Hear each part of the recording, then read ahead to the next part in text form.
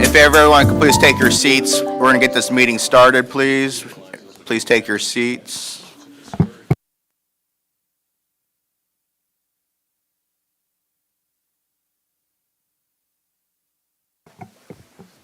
Good morning, everyone. The time is 9 o'clock. I call the order of the September 19th, 2024 meeting of the Contractors State License Board. My name is Michael Mark. I am the CSLB's board chair. If we could all please stand, I invite Vice Chair Miguel Galarza to lead us in the Pledge of Allegiance. I will note for the record that Jacob Lopez, Stephen Pinelli, Amanda Gallo, and Mary Tykert have approved absences for today. I pledge allegiance to the flag of the United States of America and to the republic for which it stands, one nation, under God, indivisible, with liberty and justice for all.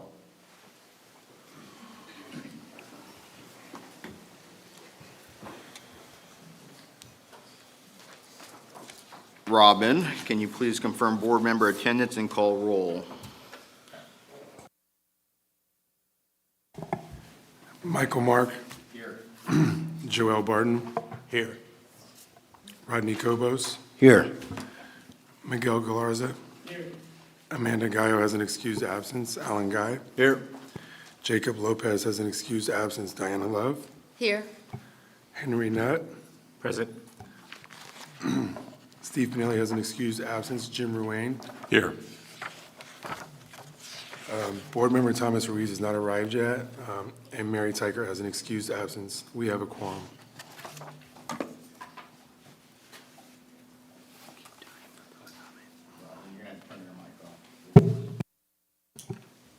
Thank you, Robin. Also joining us is Contractor State License Board staff, Registrar David Folk, Chief Deputy Registrar Mike Jaminski, Chief of Licensing Carol Gagnon, Chief of Legislation Rebecca May, Enforcement Chief Steve Grove, Chief of Public Affairs Catherine White, Executive Office Analysis Robin Williams, Board Legal Counsel John Kinn is also present, along with DCA Deputy Director of Legal Affairs Melissa Gear. Finally, I'm pleased to acknowledge that the Appointment Unit Secretary for the Governor's Office, who works on this particular board, Aubrey Anthony, is joining us here today. Welcome. Before we move to public comment, I'd like to make a couple of brief acknowledgements. Speaker of Assembly Robert Reeve's Office of Appointments, a reappointed board member Rodney Kobos to the board on September 5th, 2024 for another 4 years. Congratulations, Rodney. I'd also like to welcome and congratulate Rebecca May, whom we have not had the pleasure of meeting. She started as CSLB's new legislative chief on July 22nd. Welcome, Rebecca.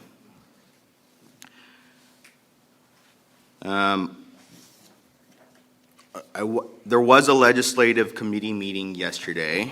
I want to thank Joel Barton for his leading that particular committee meeting.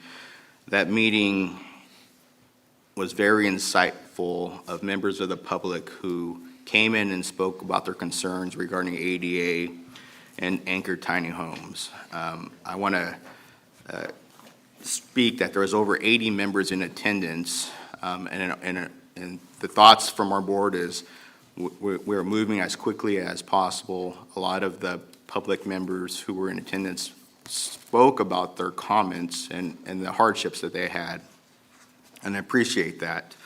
I've instructed Register Folk and the CSLB staff to follow up with all the comments and suggestions that have been presented at yesterday's meeting, and that we, as a board, will hear those particular suggestions at an upcoming board meeting.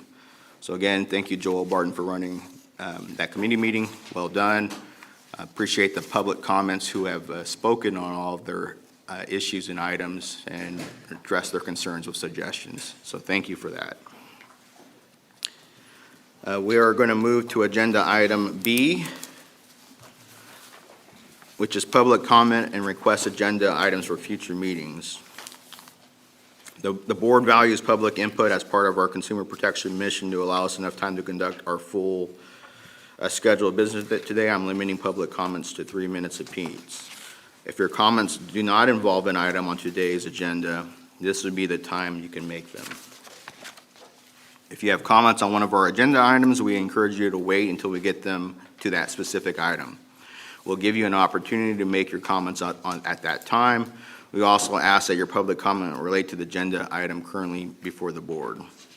There are a few other rules that apply. First, California law prohibits board members from discussing any matter brought up during public comment, and board members are not allowed to act on any item that is not on today's agenda.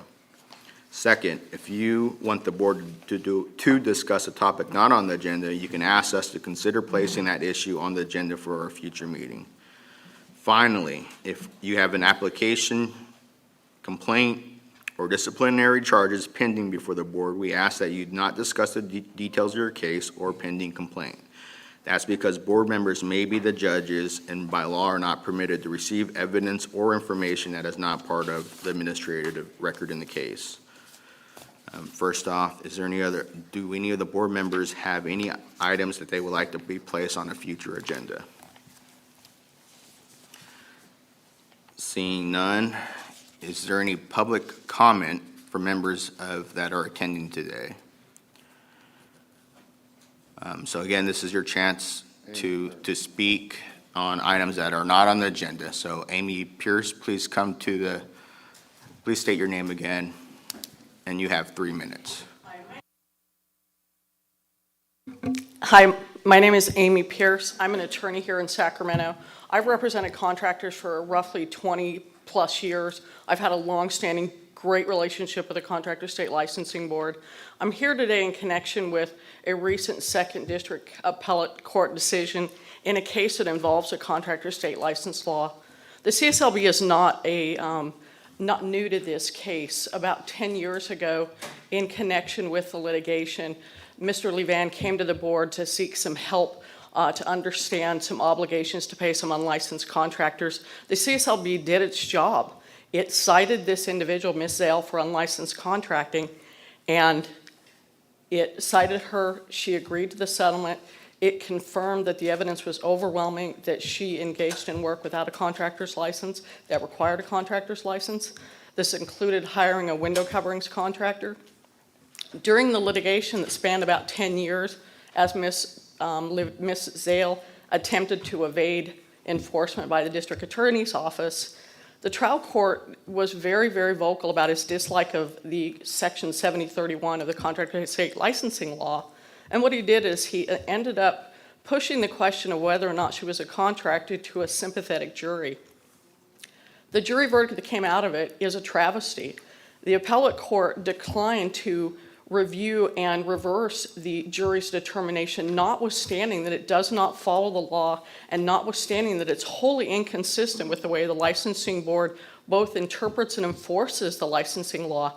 This travesty needs to go up to the California Supreme Court for review, and we need the CSLB support to get the U.S. Supreme Court or the California Supreme Court's attention to take this under review. The issues are important because they protect consumers and homeowners who are involved with unlicensed contractors unknowingly. It is important to workers who work for these unlicensed contractors, and it's important for my clients that are competing actively with these unlicensed contractors who are calling themselves artists, decorators, designers, or something other than a contractor.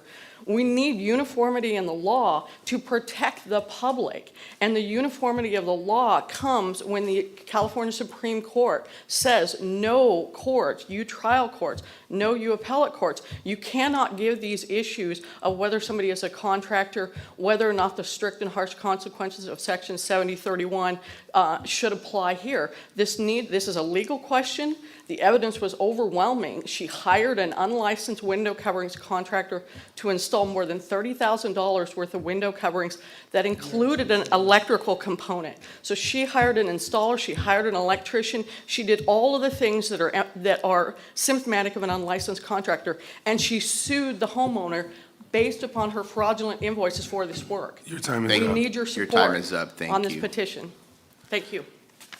Thank you for your request to the board to consider a future agenda item. Please place this request in writing addressed to myself, Board Chair Michael Mark, and mailed to the CSLB Headquarters Executive Office, and it will be reviewed and considered. Thank you. All right, moving on, is there any other public comment from members in the audience? Seeing none. The first item that we have on the agenda is agenda item C, executive update. Review and possible approval of the June 13th and June 14th board member minutes. The review and possible approval begin on page 9 of the packet. Do any of the board members have any edits to the minutes?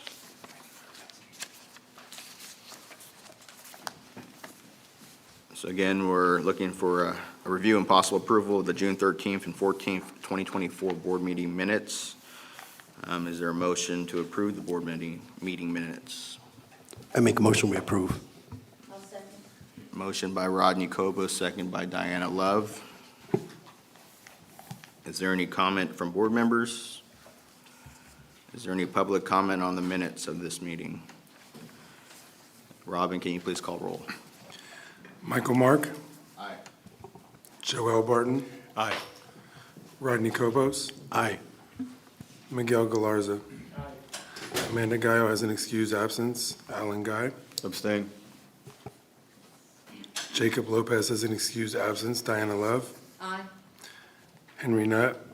Aye. Steve Pinelli has an excused absence. Jim Ruane. Aye. Thomas Ruiz. Aye. Mary Tyker has an excused absence. Motion passes. Thank you, Robin. Next, we will move on to review and possible approval of the June 21st, 2024 board meeting minutes. These minutes begin on page 53 of the packet. Do any of the board members have any edits to these minutes? Seeing none, do I have a motion to approve and a second to approve the June 21st board meeting minutes? Jim Ruane, so moved. Miguel Galarza, second. I have Jim Ruane as a motion, Miguel Galarza as a second. Is there any questions from the board members? Any comments? Any public comment? Robin, please call roll. Michael Mark, Aye. Joel Barton, Aye. Rodney Kobos, Aye. Miguel Galarza. Aye. Amanda Gallo has an excused absence. Alan Guy.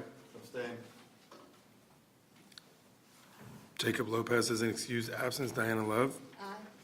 Henry Nutt. Aye. Steve Pinelli has an excused absence. Jim Ruane. Aye. Thomas Ruiz. Yes. Mary Tucker has an excused absence. Motion passes. Thank you, Robin. Next, we're going to move to review and possible approval of the August 1st, 2024 Executive Committee meeting summary. This summary begins on page 61 of the packet. Do any board members have any edits to this summary? Seeing no edits, can we get a motion to approve? So moved, Miguel Galarza. Miguel Galarza, motion. Second. Joel Barton. Second, Joel Barton. Is there any other comment from the board members? Any public comment? Please call roll. Robin. Michael Mark, Aye. Joel Barton. Rodney Kobos. Aye. Miguel Galarza. Aye. Amanda Gallo has an excused absence. Alan Guy. Aye. Jacob Lopez has an excused absence. Diana Love. Aye. Henry Nutt. Aye. Steve Pinelli has an excused absence. Jim Ruane. Aye. Thomas Ruiz. Yes. Mary Tyker has an excused absence. Motion passes. Thank you, Robin. Next up, we will move to item 4, the Registrar's Report. Kicking it off to Mr. David Folk. Thank you, Chair Mark. I have 3 items this morning. The first would be the next board meeting, and that is scheduled for December the 12th in Livermore. I want to thank Chair Mark for securing the meeting location. We're getting that at minimal cost, which is very much appreciated. I do have a quick staffing update. Robin Williams remains the primary liaison for board members, but we're excited to have a backup, and that's Katie Carrasco. Can you maybe raise your hand? So I just want to make sure that she'll also be, you'll be interacting with Katie. And I want to recognize a longstanding board member, Joe Tavallone. I don't know if we could put his photo up. I had the privilege of working with him for many years. It is with profound sadness that we share the news of the passing of Joe Tavallone, who left us on August 1st, 2024, at the age of 101. Joe's remarkable life and career were marked by extraordinary dedication and leadership. He served 8 years on the Contractor State License Board, including a term as board chair. Joe also served as president of the National Association of State Contractor Licensing Agencies, otherwise known as NASCLA, in 2002. Joe was a licensed general building contractor for more than 60 years. His company, Tavallone Construction, was responsible for numerous commercial construction projects, including many in-and-out restaurant locations. His influence extended beyond being a successful contractor and member of the CSLB. Joe was also the longest-serving California Transportation Commissioner, a role he held with distinction for 22 years. Joe Tavallone's legacy of leadership, advocacy, and service will be remembered with deep respect and admiration. So thank you. That would be my registrar update. Thank you, David. Is there any questions for Mr. Fogue? Just one thing, Chairman Mark, would it be appropriate to end our meeting in honor of him? Sure. What we'll do is a moment of silence at the end of the meeting. Thank you. Any other board member comments? Any public comments? Okay. I will just say, from what I hear about Joe, he was a strong leader for this specific board, and I appreciate all of his time served. So thank you, David, for bringing the light to this. Moving on, we're going to go to the budget update. We are now on page 69 of your packet. I will invite Budget Manager Stacy Paul to provide this update. Thank you, Board Chair, and good morning, everyone. The budget update begins with the budget summary on page 69.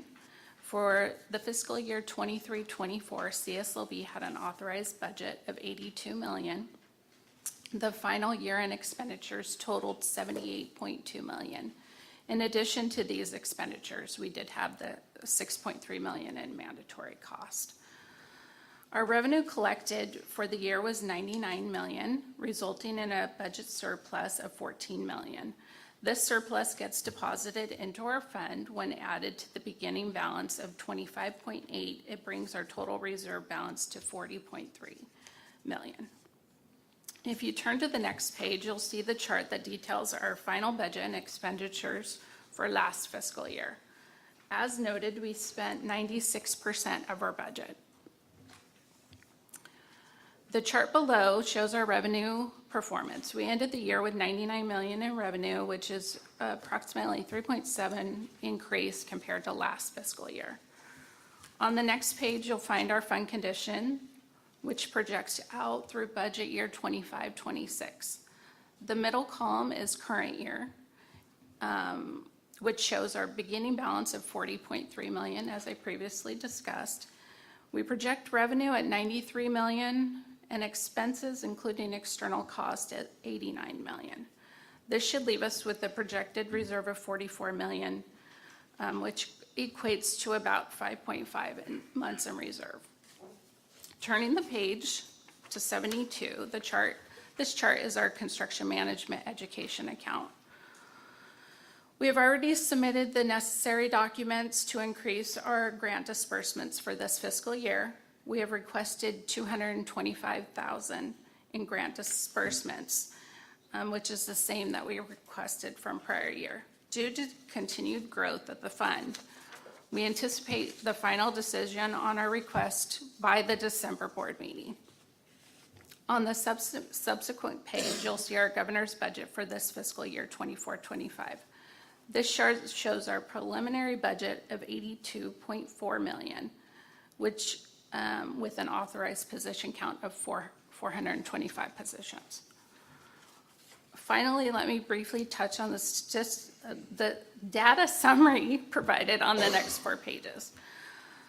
At fiscal year end, we show increases almost in every category, from new applications to renewals. In addition, our licensed population is remaining stable with 0.3% increase compared to previous year. This concludes the budget, unless you have questions. Thank you, Stacy. Is there any board member comments for Ms. Paul? I would like to make a couple comments. Since joining this board, our reserves have continually to increase, and I appreciate all the hard work, Stacy, that you provided in enlightening this board of our current financial state. You know, we're currently at 5 months reserve, which is greatly greater than when I first joined. I think we're about the 1 month reserve mark. So we were in a little bit dire need beforehand. We've continually to tighten our belts, especially with, you know, as we know, in the state of California, there's a little bit of budget crisis, and it's always good to know that we are actually increasing our budget reserves year over year fiscally. So thank you, Stacy. Right. Thank you very much.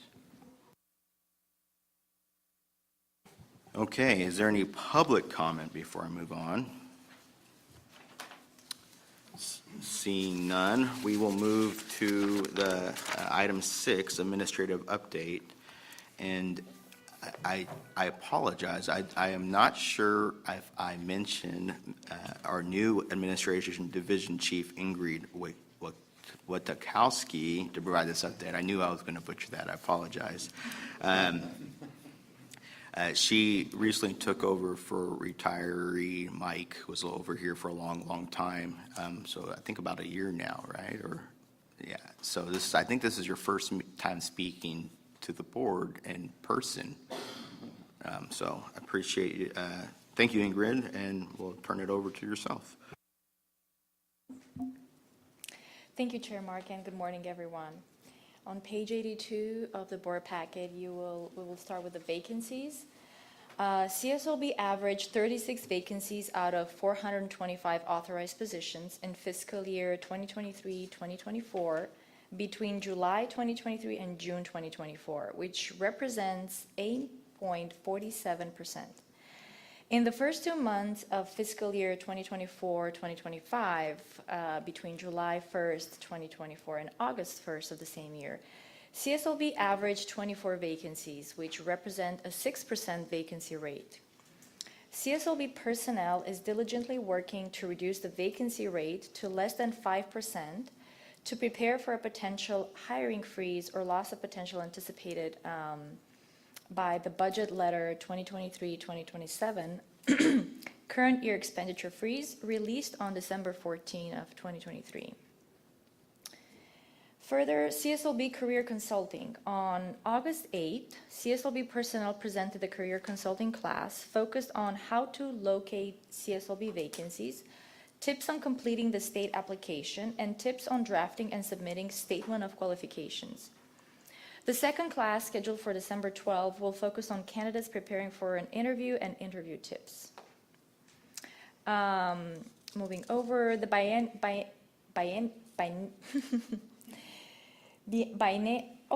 just going to skip that word, language survey. In August 2024, the personnel unit coordinated CSLB participation in the state's biennial language survey. The survey is conducted every 2 years, as every state agency is required to conduct a survey identifying the public it serves, the languages spoken, and the bilingual resources available to ensure equal access to information. The results will be used to determine CSLB's need for bilingual services and to provide a basis to certify and appoint additional bilingual employees. On page 83 of the board packet, you can find the administration updates regarding facilities, contracts, and training. The request for proposal for a study to be conducted to evaluate the resources to address unlicensed practice in California and unlawful construction activity in declared disaster is delayed. The initial final filing date for proposers to submit their bid was on November 27, 2023. On December 13, 2023, the board approved a motion to increase the amount of available funds for this project from $75,000 to $200,000. During the process of reposting the RFP, the Department of Finance Budget Letter 2327 was released, requiring state agencies to justify why any proposed expense is mission critical. In May 2024, an exemption from the expenditure freeze was submitted as well as a new request to the department. Executive and Business Services developed a scope of work and deliverables and sent the draft to DCA for review on July 9. DCA has been reviewing the draft and has invited CSLB to discuss the RFP on September 24. The last item is pertaining to training. As you will hear in the Registrar's update regarding the Executive Strategic Plan, training, development, and recruitment of staff remains a major priority, including reinstating a training unit and carefully reviewing our recruitment process. In addition, 2024 is a required year for all managers and supervisors to take 20 hours of mandatory leadership training. CSLB Business Services sent an announcement to all impacted managers and supervisors of the requirement to take training. CSLB supervisors and managers have been provided with the training materials and are in progress with their mandatory leadership training. And that concludes the administrative update on personnel and facilities. Thank you. Back to you, Chair Mark. Thank you, Ingrid. Is there any board comments? I would like to make a comment. Ingrid, I appreciate all of your hard work and making sure we're at almost 5% vacancy. That's one of the lowest amounts that I've heard since I've been on the board. So I appreciate your hard work and truly trying to fill that. As everyone knows, we are here for consumer protection, and the more positions that are filled, especially in the enforcement division under Enforcement Chief Grove's leadership, the more consumer protection that we can do. So appreciate all your hard work and trying to make sure. And one thing of note is some of our the people working for CSLB have worked their entire careers at CSLB, so we're really good at training within too. So I appreciate continuing doing that hard work, continuing having great trainings, and let's get that vacancy as low as possible. Thank you. Any public comment? Okay, moving on to C7, IT update. We are now on page 87 of your packet. IT Chief Jason Perez will provide this update. Thank you, Board Chair Mark. On page 87 begins the information technology update. I'd like to provide a brief update on CSLB's ongoing information technology initiatives as part of our business modernization efforts. First, for the Enterprise Content Management System, the EMC project, which uses the Box platform to manage our documents and workflows, is moving forward smoothly and on schedule. The main goal is to make it easier for staff to access and manage and share documents. We've completed the initial setup of the system, including how people will access it and connecting it to our current tools. Right now, we're focusing on adding security features to protect the sensitive information in the documents. The project is on track to improve efficiency and data security. Next, the sole owner online application project. This project is also progressing well. The team has finished gathering all necessary information to make sure the system will meet the needs of sole owner applicants. We've created a project plan that outlines the next steps, including key milestones and timelines. Next, we'll finalize the plan, get approvals, and start building and testing the system. Our goal is to create an easy-to-use application and application process that works seamlessly within CSLB's current systems. We'll keep the board updated as both projects move forward. Thank you. This concludes the information technology update, and I'm available if you have any questions. Thank you, Jason. Is there any board member comment? I will say a couple words.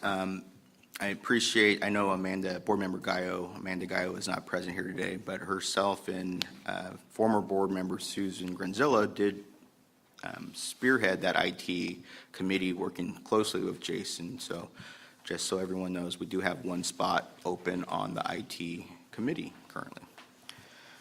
Is there any public comment for this agenda item? Hi, Please. my name's Amy Pierce. I work with lots and lots of contractors to file applications with the licensing board. Obviously, getting a lawyer involved means there's a reason, right? We're trying to do this very, very quickly.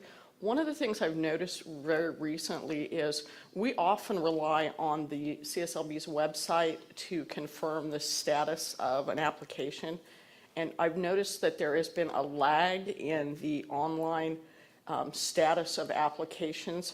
And the reason we go there is to look for the application fee number. Once we have that application fee number, we can submit bonds, insurance, all of the things that need to move that process along. But I've noticed recently there's been a lag where we go on to look at the status of an application and it is not current. And it doesn't tend to be current for prolonged periods of time.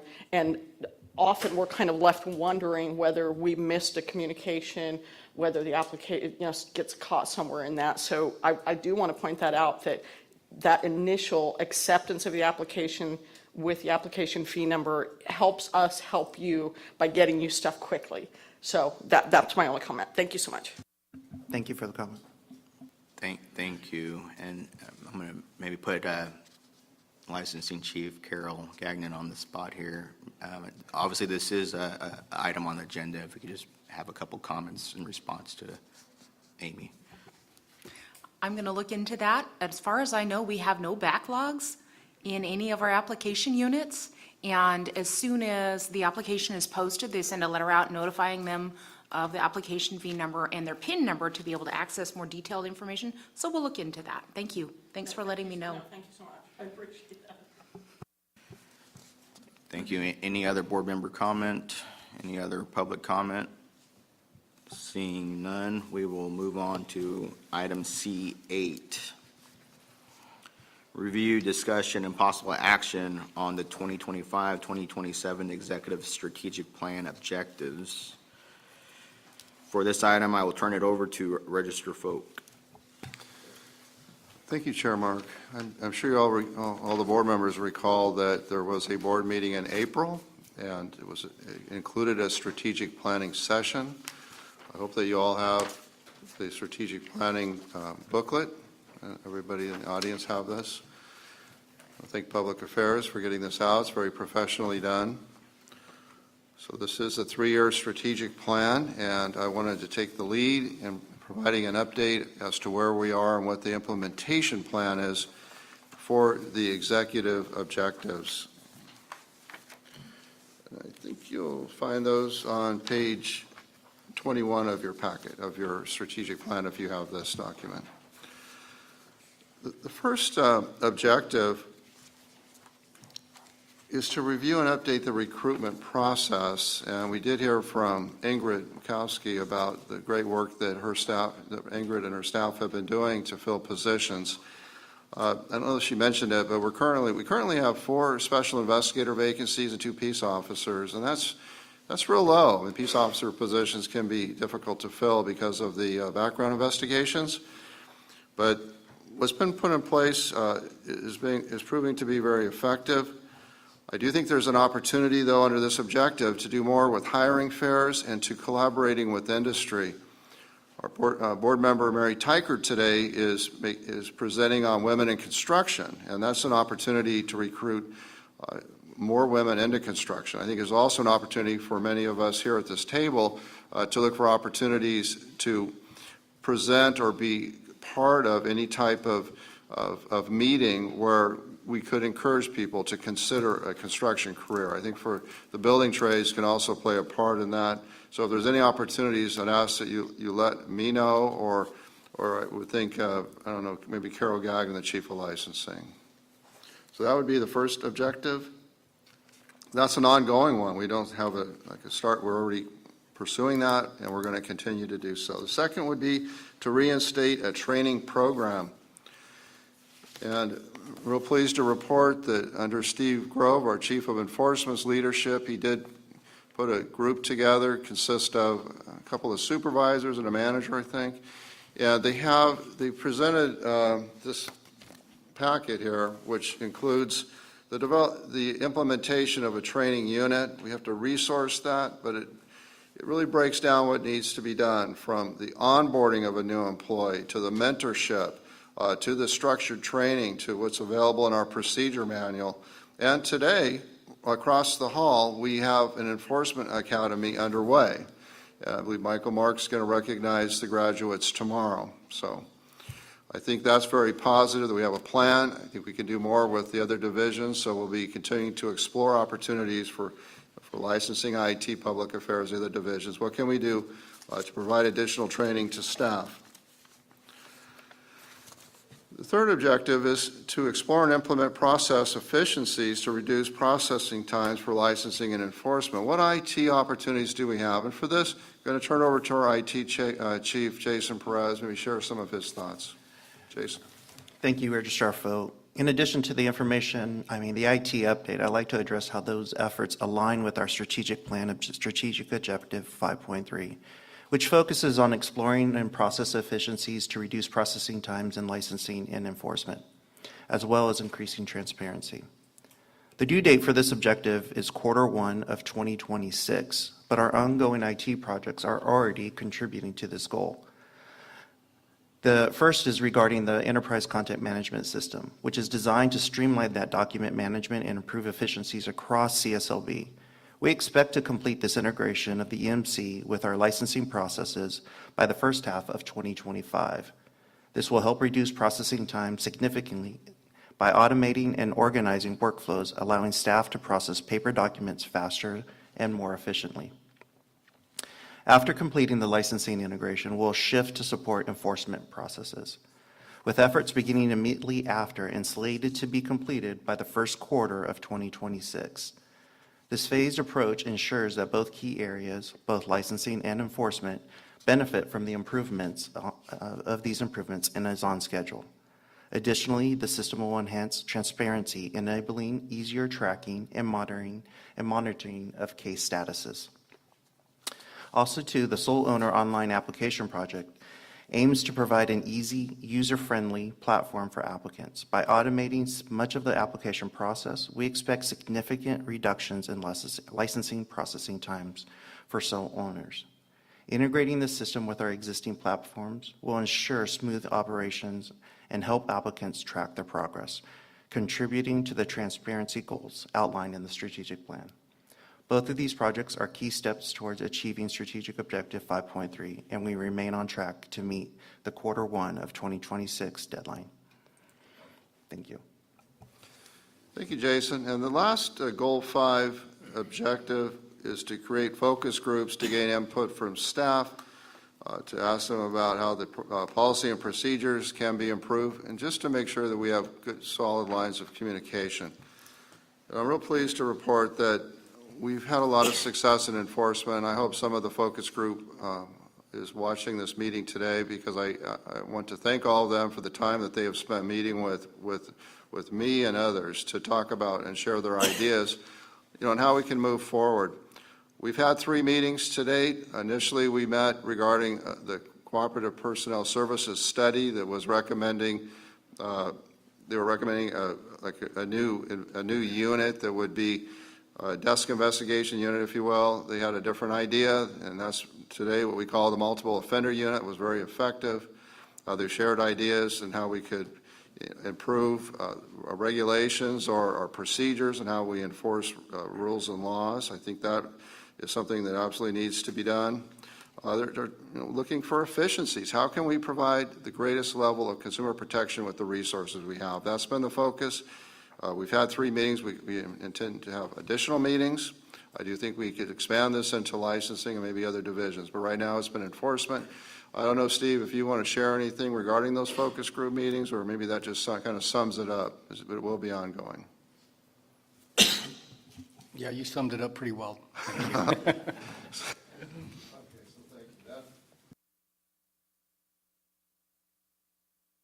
Update, thank you. Thank you, Registrar Folk. Is there any public comment? Is there any board member comment? Board Member Nutt? Yeah, one question. Were the focus groups comprised just of staff, or are there outside? Yeah, great question. The focus group primarily relates to the staff performing the work. So what we have is a representative from most every office. So the offices got together, say a field office from Fresno or San Bernardino, and they had a volunteer that said, I'd like to be part of that focus group. In that situation, it would be a special investigator from that office. We do have some management staff attending, but most of the participants have been the investigators performing the work. Thank you. Any other board member comments? No, I think obviously seeing all the due dates and timelines here, it's a good plan in action. In the agenda, it's asking for possible action. Is staff requesting possible action on this? And what kind of possible action is being requested? All we're asking is for your continued support, and as we look at perhaps implementing a training and development unit, your support for getting additional staff when the time is right, but there's no formal request for a vote today. All right. Thank you, Registrar Folk, for your report. And again, Catherine, appreciate all the work that you've done on this, putting all the goals into one book and making sure that it's very, very thorough. So moving on, our next item is C9. Update on compliance with Business and Professional Code, Section 7125.6, Workers' Compensation Insurance Class Code Reporting Requirement. We will now turn to page 95 of our packets to discuss the implementation of the Workers' Compensation Class Code Requirement on CSLB license renewals. As of July 1st, 2024, licensees with workers' compensation insurance policies must provide on their CSLB license renewal form up to 3 worker compensation classification codes for which the highest estimated payroll is reported on the workers' compensation insurance policy. The requirement is intended to prevent misclassification of workers and employers not paying an accurate premium insurance rate for that type of work that their employees perform by providing a way for the construction industry and public to verify that the level of workers' compensation insurance that each contractor provides to its workers is appropriate for the kind of construction work that their employees are actually performing. On August 1st, 2024, we held an executive committee meeting in this room to update the public in committee on the implementation of this new requirement. Chief Deputy Registrar Mike Jaminski will now provide an additional update of that meeting and comments. Thank you, Chair Mark. Yes, the executive committee meeting on August 1st was an update on the initial implementation of this bill, which is now in statute, and to update the full board. So when we did our initial revising of forms, our renewal forms with these new requirements, and our IT programming, we accepted a standardized 6-digit industry workers' compensation classification code. Turns out there on your policy for contractors, your 6-digit code can be reported as 4 digits or 5 digits or 6 digits, and it can be the same class. So what we saw, and you'll see in the board packet here, is licensees were reporting the codes that they had, and CSLB was rejecting it because it didn't match our 6-digit standard. So what we did is we remedied those initial rejections. We created a dummy code so licensees could report the code they had, and what would be reported is this code cannot be verified.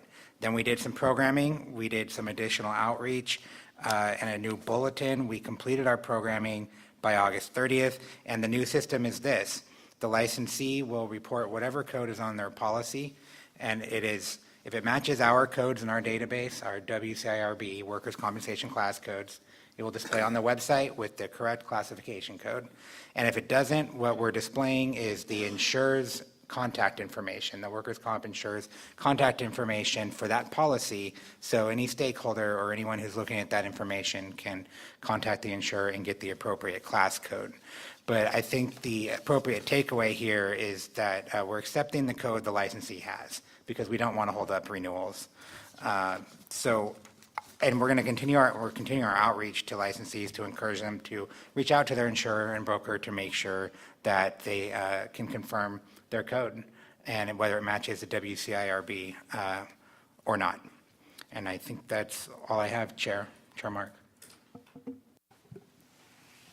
Thank you, Mike. Is there any board member comment?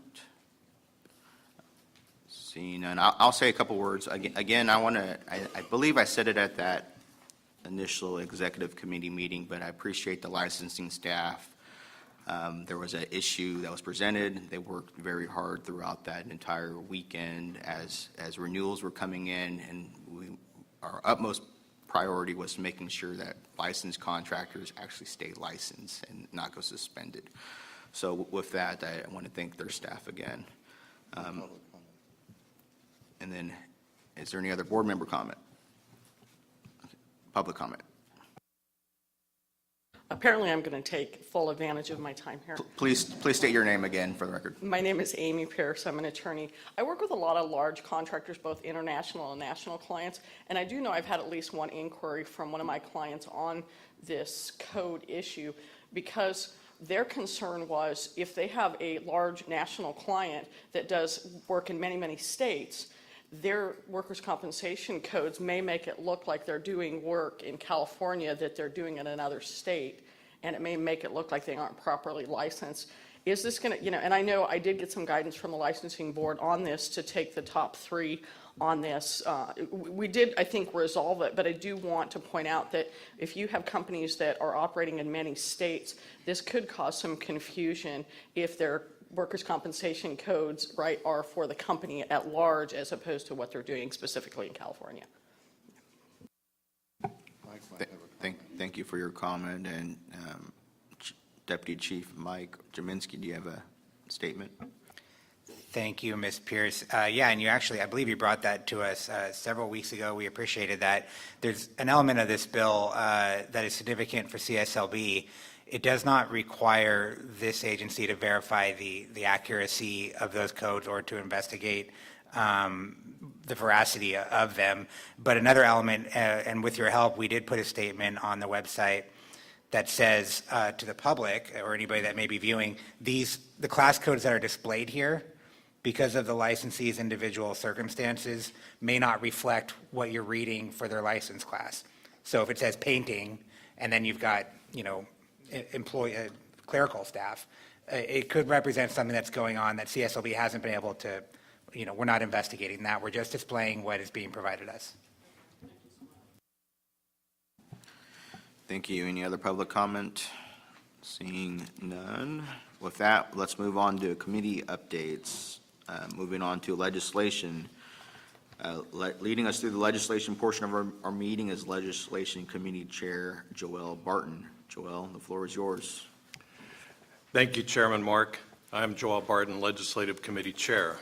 We will begin with Legislative Agenda Item 1. The first item on the legislative agenda is a review, discussion, and possible action on the 2025 to 27 Legislative Strategic Plan objectives. The objectives can be found in the materials on page 103 of your packet. As you remember, the board approved its strategic plan in June and identified 5 objectives relating to CSLB's legislative and regulatory functions. Since then, staff has been working to identify and undertake the tasks necessary to further these lofty objectives. With the assistance of our legislative chief, Rebecca May, please allow me a moment to go through each one and provide an update.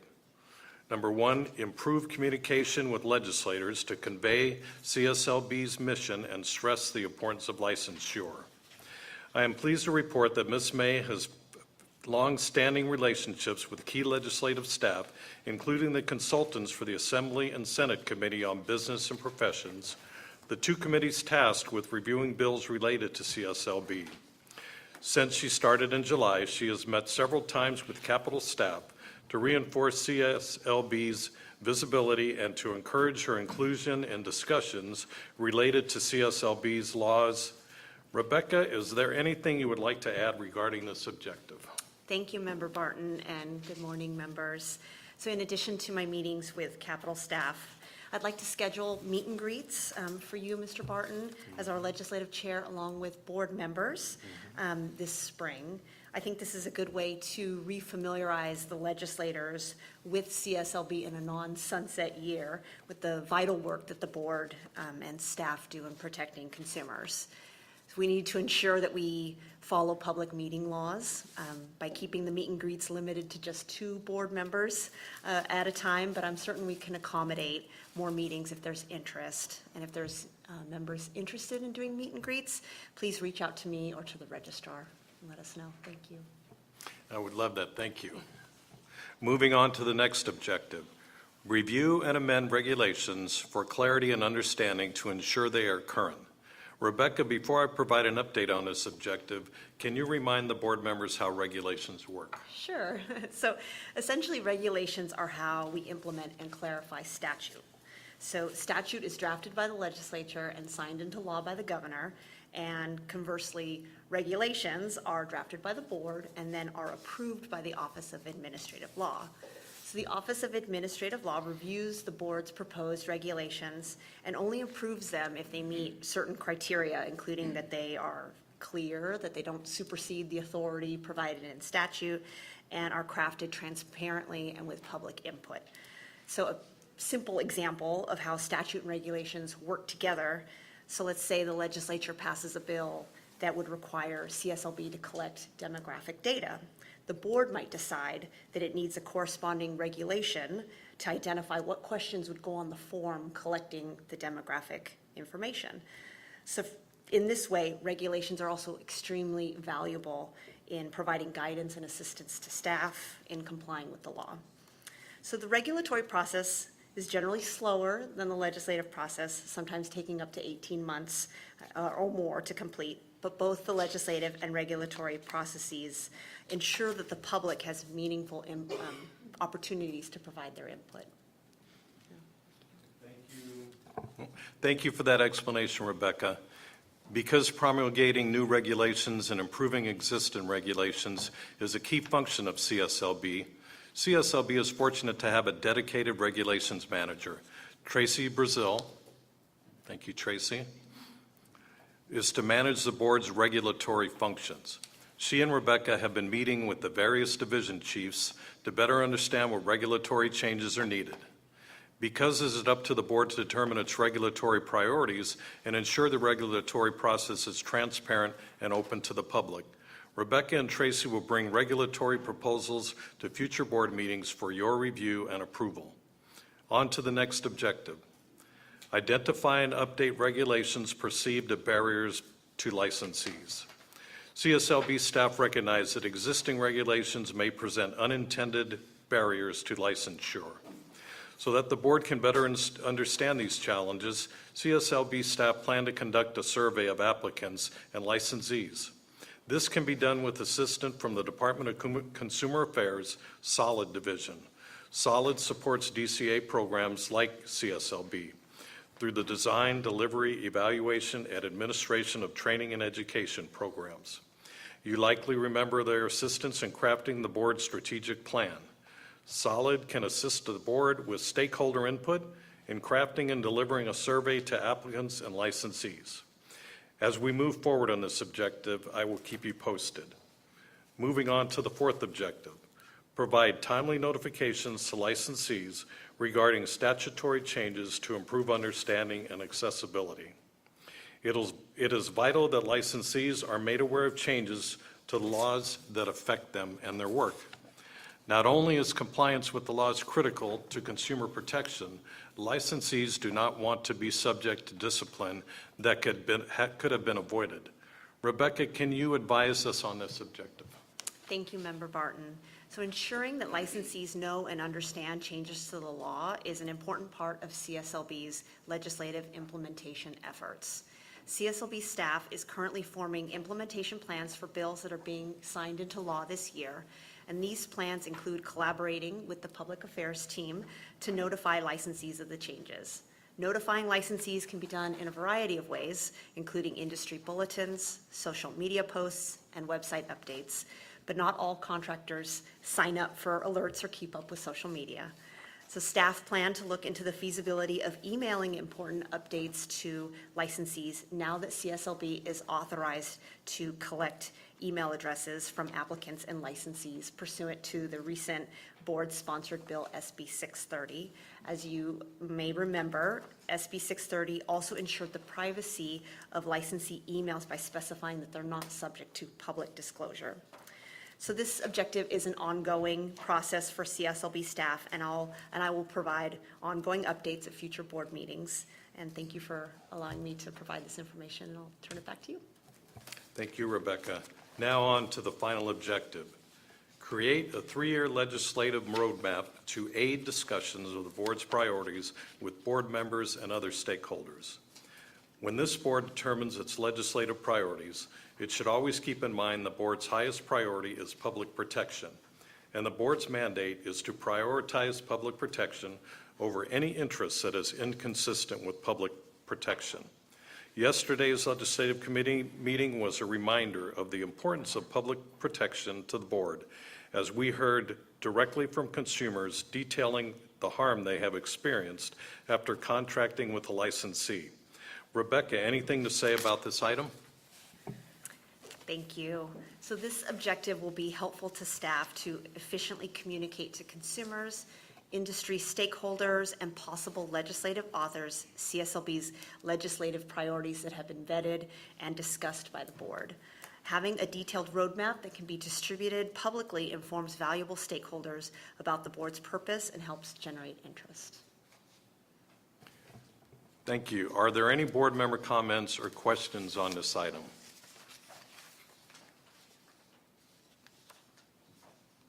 Okay, I would just like to comment that it is exciting and an honor to work with such a dedicated staff to getting the work of this board done and protecting consumers. It is really my honor, so thank you very much. And seeing no further board member comments or questions, let's take public comment. Are there any members of the public visiting or wishing to comment regarding this agenda item? All right, seeing none, thank you. Now moving on to update and discussion on 2024 pending legislation. The second item on the legislative agenda today, an update and discussion on pending legislation. Before I start, let me remind the members that legislative session from 2024 came to an end on August 31st. The governor has until September 30 to sign or veto any bills that made it to his desk. Given we are near the end of the legislative year, CSLB staff are making no position recommendations at this time. Also, in the spirit of keeping the meeting moving along, I won't be providing an update on AB 2993 Grayson, which failed to pass out of the Senate Judiciary Committee. An analysis of that bill is included in the board packet on page 109. If you would like to know more about it, look at 109. The first bill is Assembly Bill 2622 Carrillo. An analysis of this bill can be found on the board packet on page 107. There is an important update for all members that is not in the packet. Since the packet was prepared, this bill was signed by the governor and will be effective January 1st, 2025. As you likely remember, this bill relates to the minor work exemption in the contractor's law. Existing law says that a contractor's license is required for any project valued at $500 or more in labor and materials. This bill raises the threshold to $1,000, providing the scope of the project does not require any building permits or hiring of employees. For the board's awareness, this bill was amended since the board took a position of support on it at its June 13, 2024 meeting. At the time, the bill provided that an unlicensed contractor would no longer qualify for the exemption if they engage in specific identified activity or work, such as certain trades or structural behind-the-wall work. Those limitations were removed from the bill on June 27th. Because substantive changes were made to the bill after the board took a position, staff could not communicate the board's position of support until the board had the opportunity to review the bill again, which could not occur before today. As a result, the board has no position on the bill. CSLB anticipates increased enforcement workload as a result of this bill, as in seeking budget authority to hire 2 permanent special investigators. Staff will also need to update its publications, both printed and on the website, and educate staff regarding the new changes. Lastly, staff plans to monitor consumer complaints regarding projects between $500 and $1,000 to determine if any consumer harm is occurring as a result of increasing the exemption amount. Are there any board member comments or questions on this item? Mr. Chair, I have a question or comment. I would like to request that Rebecca May look into AB 2622. It's my understanding that this bill takes effect immediately, not in January. So we just need to confirm that. Thank you. Thank you, Member Love. I'd be happy to look into that and keep you apprised. All right, thank you. Any more comments or questions from the board? One comment right here. All right, Chairman Mark. Thank you. Yeah, this was obviously an important bill, and there was a lot of discussion. I appreciate staff continuing to look at that $500 to $1,000 range if there is actually a lot of unlicensed or actual consumer harm by now potential unlicensed contractors via the more handyman status. That would be good data for us in the future as potentially this dollar amount tries to be raised every year as we go forward. In the end, consumer protection is very important, and we need to make sure we have as many licensed contractors as possible. So, Thank you, Chairman Mark. Any other questions or comments from the board? Chair Mark, did you mention it gets raised every year? no. There is continual legislation every year where if you remember this bill when it first became addressed, they were trying to raise the rate to $5,000. So at that point, this board opposed that. But every year, there's always legislation of trying to, so that was my comment. Thanks. Any other questions or comments from the board? Seeing no further board members' comments or questions, let's take public comment. Are there any members of the public wishing to comment regarding this agenda item? Seeing none, thank you. The next bill up for discussion is AB 2677, Chen. An analysis of this bill can be found on the board packet on page 108. This bill passed the legislature on August 30th and is now pending the governor's signature. This bill would limit a surety company's liability for attorney's fees and cost in a civil case to the amount of the licensed bond. Should the governor sign this bill, it will be effective January 1, 2025. The board has a support position on this bill. Before asking board members if they would like to provide any comments, I understand Registrar Folk may have a comment on this item. Registrar Folk. I don't know. Rebecca, would you be able to answer that one? I thought you wanted to answer it. I thought you had No, you go ahead. That's fine. I'm sorry. I thought With you no wanted to maybe talk comments, about I the would boards. ask if any of the board members has any questions or comments on this agenda item. Seeing none, thank you. The next bill for discussion is SB 1455 Ashby. This is the board's sunset bill. As you may recall, the board took a support, if amended, position on the bill at its June 13, 2024 meeting and took a full support position on the bill at special meeting of the board on June 21, 2024. An analysis of this bill can be found on the board packet on page 111. This bill passed the legislature on August 30th and is now pending the governor's signature. As you remember, this bill extends the board operations until January 1st, 2029. This bill would also allow CSLB to recoup the costs of its industry expert inspections on workmanship complaints that result in a letter of admonishment or citation. It will, 2, provide that licensees pay license examination costs directly to the examination vendor instead of CSLB. 3, include federally recognized tribes among the entities to which CSLB can issue a contractor's license. 4, require the awarding authority in a public works contract to select contractors in accordance with their licensing classifications. 5, delay the requirements for all licensees to carry workers' compensation insurance until 2028 and require CSLB to establish a process for verifying how an applicant or licensee may obtain an exemption from this requirement by January 1st, 2027.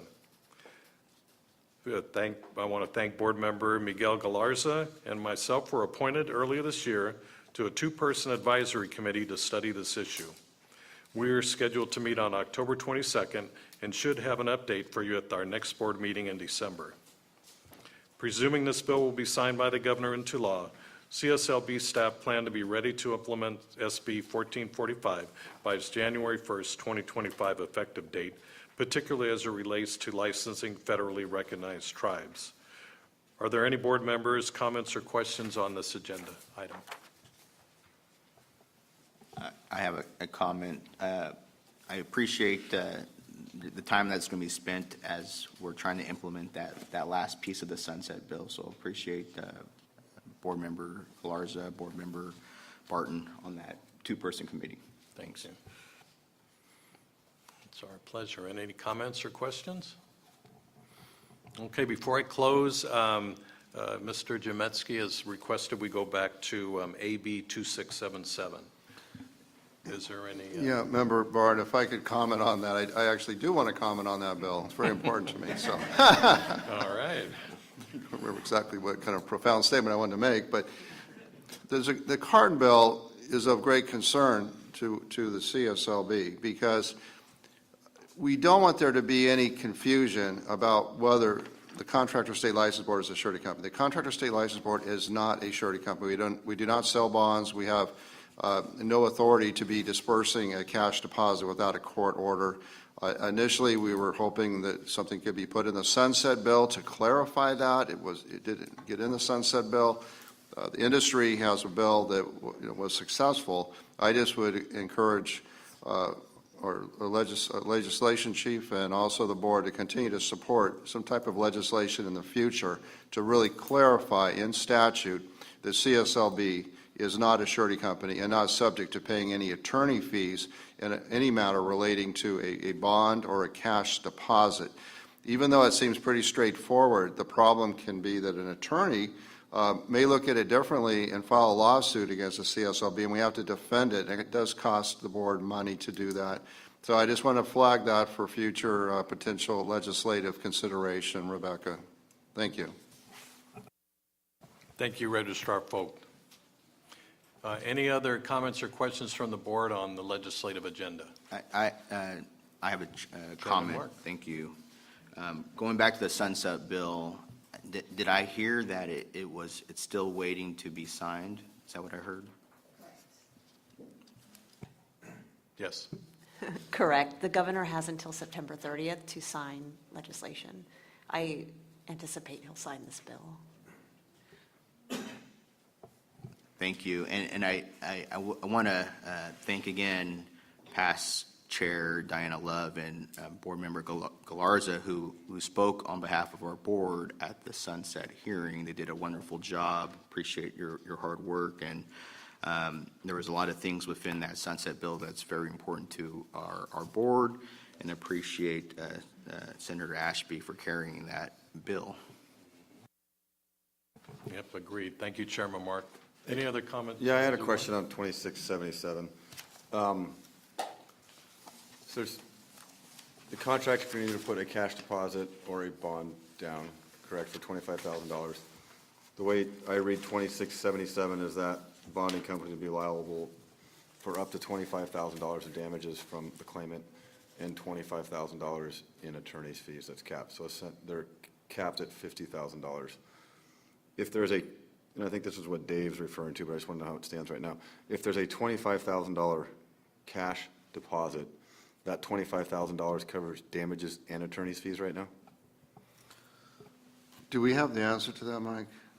I'm not sure.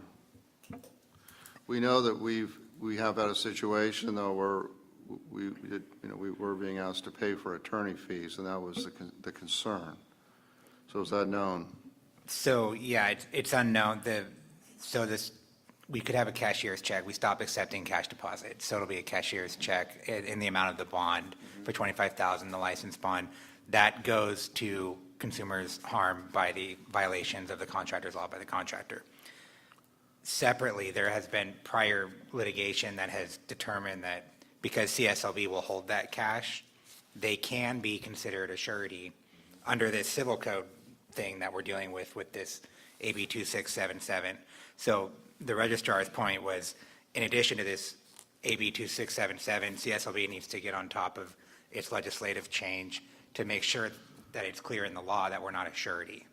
Well, just to reconfirm this, though, we have no authority here at the board to pay out on any cash deposit without a court order. So we don't believe we should have any liability whatsoever to pay any attorney fees. We're not involved in it. We have no authority to make a good faith payment. It requires a judgment and a court order. So I just want to make that really clear. We should not be paying any attorney fees whatsoever because we are required by law to accept a cash deposit. I left that part out because we have a cashier's check on file.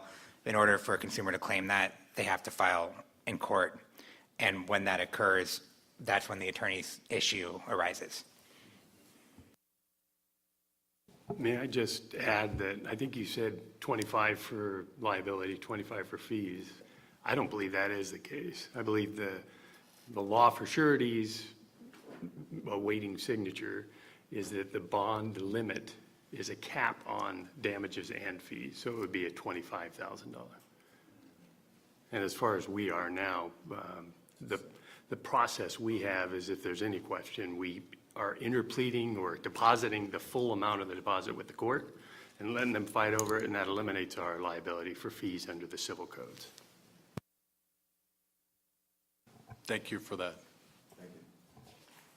All right, any other questions or comments on the legislative agenda? All right, thank you. That concludes the legislative report today. Back to Chairman Mark. Thank you, Joel. Great report. Next, we will move to enforcement, beginning on item E. We are now on the enforcement section of our agenda. Before I turn it over to Enforcement Committee Chair Rodney Kobos, I'd like to acknowledge the work of staff in putting together the upcoming partnership meeting of collaboration on public works, commercial enforcement strategies, underground task force that Register folk, with the help of Enforcement Chief Steve Grove, is spearheading this event. And for convening all of our state and federal partners and CSLB public affairs staff for the work on this communications and content as well. With that, I will turn it over to Enforcement Chair Rodney Kobos. Thank you, Chair Mark. Good morning, everyone. I am Rodney Kobos, Enforcement Committee Chair. The first item on the enforcement agenda is the review, discussion, and possible action on the 2025-2027 Enforcement Strategic Plan Objectives, which begins on page 117 of your board packet. Objective 2.1 is to address false advertising online and on social media to increase proactive enforcement and consumer awareness. To accomplish this objective, it will first be necessary to identify how much illegal advertising is taking place online and in social media. This will require an independent consultant to conduct a statewide study. Fortunately, this is already in progress in alignment with the next objective 2.2. Once we have the data on the amount of illegal advertising, the methods used, and the geographical locations where it is most prevalent, a plan can be developed for addressing this issue, which will determine the resources needed. One option that is being considered is redirecting some SWIFT investigators from routine sweeping operations to monitoring and addressing illegal online advertising. Objective 2.2 is to assess the need for additional resources to address unlicensed activity and to ensure sufficient staffing. To address this objective, CSLB is in the process of hiring an independent consultant to perform a study on the size of the underground economy in California and the resources needed to respond to natural disasters. Objective 2.3 is to review and strengthen penalties as necessary to ensure they are adequate to deter violations. While this is an Enforcement Division strategic objective, implementation will fall on the Legislative Division to first find an author for the bill and then ensure legislation is introduced to increase minimum civil penalties, many of which are as low as $100 and have never been increased. It is important to note here that we are focusing on increasing minimum rather than maximum penalties because it is an all too common occurrence for the administrative law judge to reduce civil penalties to the minimums at a citation appeal hearing. It is critical that civil penalties are significant enough to serve as a deterrent for future violations. Objective 2.4 is to leverage partnerships with external stakeholder groups to increase the support for enforcement efforts and improve compliance.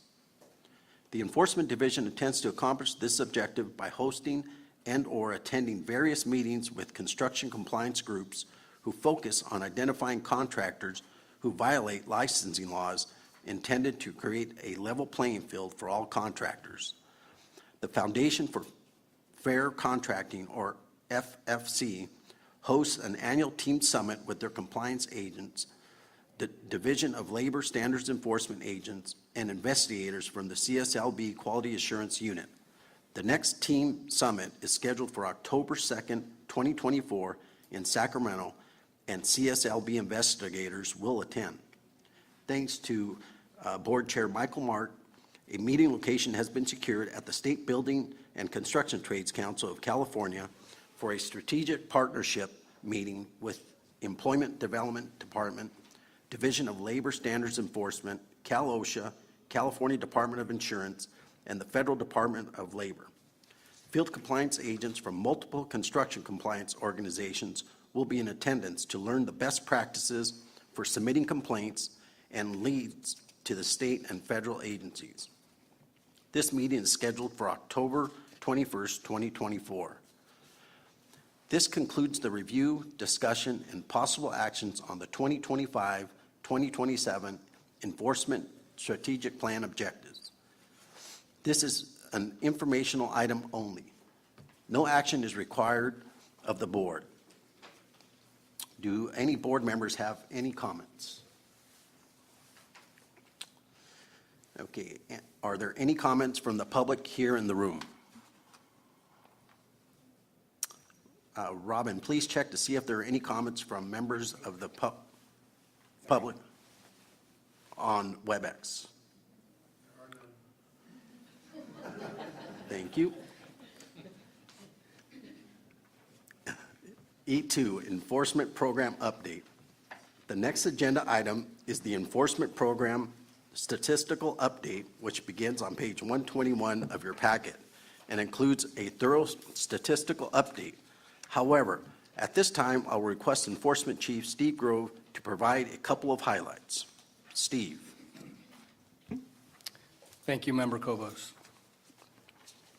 I have two highlights of recent investigations I would like to share this morning, beginning on page 124 of your packet. The first highlight is titled Accessory Dwelling Units Abandoned After Collecting a Large Sum of Money.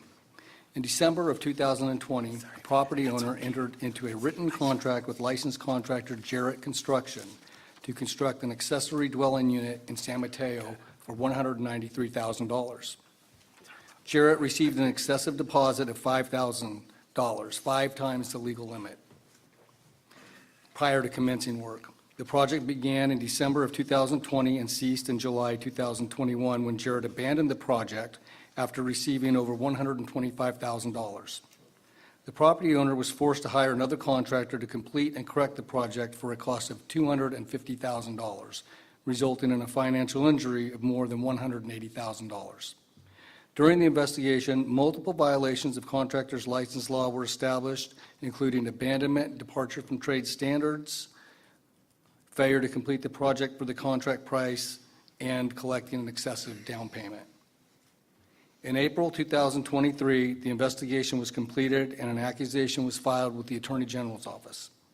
The respondent eventually agreed to a stipulated settlement to revoke the license, which was adopted by the registrar in April of 2024. The next highlight I would like to share is at the bottom of page 125 and is titled, Licensee Charged with Aiding, Abetting Estranged Husband's Unlicensed Contracting Activities. In July of 2024, a peace officer in our Special Investigations Unit completed a complex investigation involving a licensee who aided and abetted her estranged husband who was running an unlicensed construction business. Her husband's contractor's license had been revoked in 2021. The investigation began after the CSLB received multiple consumer complaints filed against the revokee. From November 2021 through March 2023, the revokee fraudulently represented himself as a licensed contractor, entered into contract with homeowners to perform various contracts such as remodels and accessory dwelling units. The revokee used contractors' license numbers that did not belong to him on several of the projects and requested and received money in excess of the value of work performed. A search warrant was obtained for bank records which showed that the husband and wife collectively received over $540,000 for 9 projects. Construction at the victims' residences were not completed, forcing them to hire others to complete and correct the projects, resulting in significant financial harm. For 2 of the projects, there was money paid and no work performed or materials delivered. In December of 2023, the case was referred to the Orange County District Attorney's Office, where it is currently pending a filing decision. Charges alleged in the case include diversion of construction funds, theft by false pretenses, grand theft, fraudulent use of another's contractor's license, conspiracy, and contracting without a license. The case was also referred to the Attorney General's office seeking revocation of the wife's contractor's license. This includes my highlights. I'll turn it back over to you, Member Kobos. Thank you, Steve. Continuing on with the statistical update, you will note at the top of page 123 some staffing information. Enforcement supervisors and managers continue to prioritize filling vacancies. As of July 31st, 2024, there were only 10 vacant positions, which is a remarkable 2% vacancy rate. Interviews have already been conducted and candidates selected for the 5 of these vacant positions. At the bottom of page 127, you will find complaint statistics. For the period of January 1st, 2024 to July 31st, 2024, a total of 11,940 complaints have been initiated, which is significantly more than what the Enforcement Division can process in a timely manner. With current staffing levels, the optimum maximum Enforcement Division caseload is 4,860 pending complaints. As of July 31st, 2024, the pending caseload was 5,734. The major contributor to this increased caseload continues to be residential solar installation complaints against a small number of contractors that are receiving an excessive number of complaints. As discussed in prior board meetings, our newly formed multiple offender unit is tasked with investigating contractors with 10 or more complaints and taking swift and aggressive disciplinary action when violations of contractors' license law are identified. Staff Services Analysis, SSA, and Special Investigators, SI, in the Enforcement Division are working very hard to keep up with the incoming complaints. The weighted monthly case closing average per special investigator in the investigative centers remains steady at 8 closures per month, 2 less than the closure goal of 10. SSAs assigned to 2 CSLB intake mediation centers have done a remarkable job of mediating consumer complaints. From January 1st, 2024 through July 31st, 2024, staff's efforts have resulted in approximately $25 million in restitution to financially injured parties. Another board goal is to appropriately disposition all but 100 complaints within 270 days of receipt. As of July 31st, 2024, 281 complaints exceeded 270 days in age. Enforcement supervisors continue to work closely with their staff and provide guidance during monthly case reviews in an effort to reduce the backlog of aged cases. And I am pleased to provide an update that at the end of August, cases exceeding 270 days in age were reduced to 259. At the bottom of page 128, you will find information regarding CSLB-sponsored arbitration and disciplinary action statistics. Let us know if you have any questions about those. And finally, I will provide a brief update on proactive enforcement, which is conducted by 27 special investigators assigned to the Statewide Investigative Fraud Team, or SWIFT. This information begins on page 130 of your packet.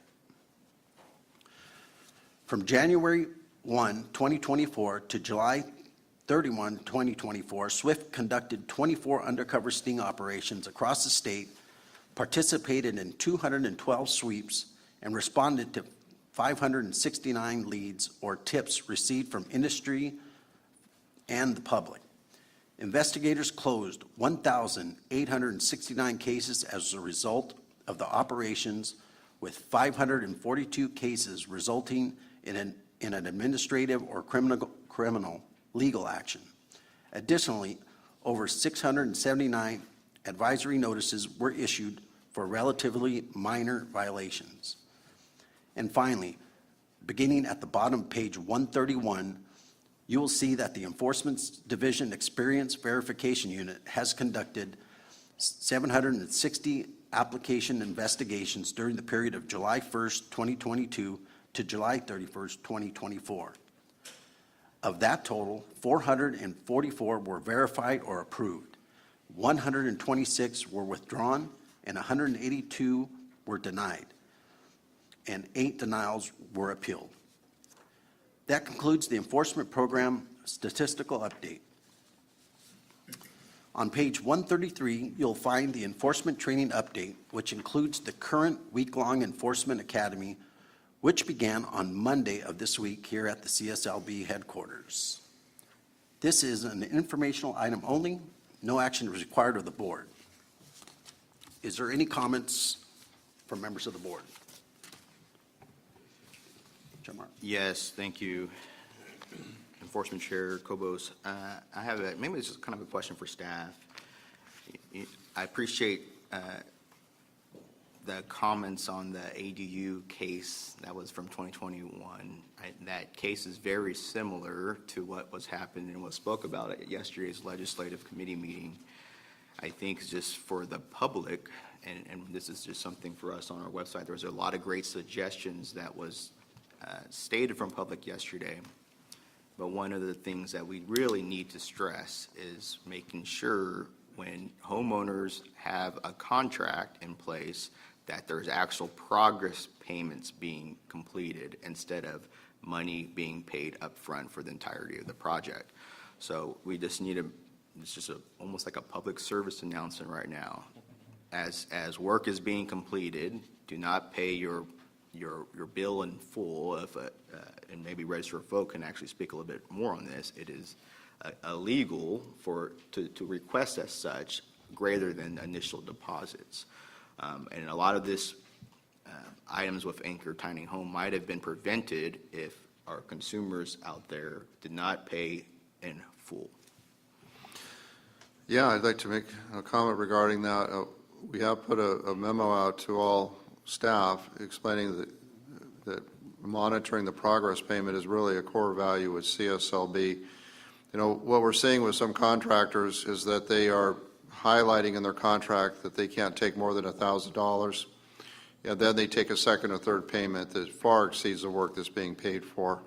We did recognize that, and Catherine, probably 6 months ago, we put on the CSLB website, right on the front page, a caution that you need to be sure that when you're making those subsequent payments, that it doesn't exceed the value of work. But it was tailored to solar, but now we have ADU doing something similar.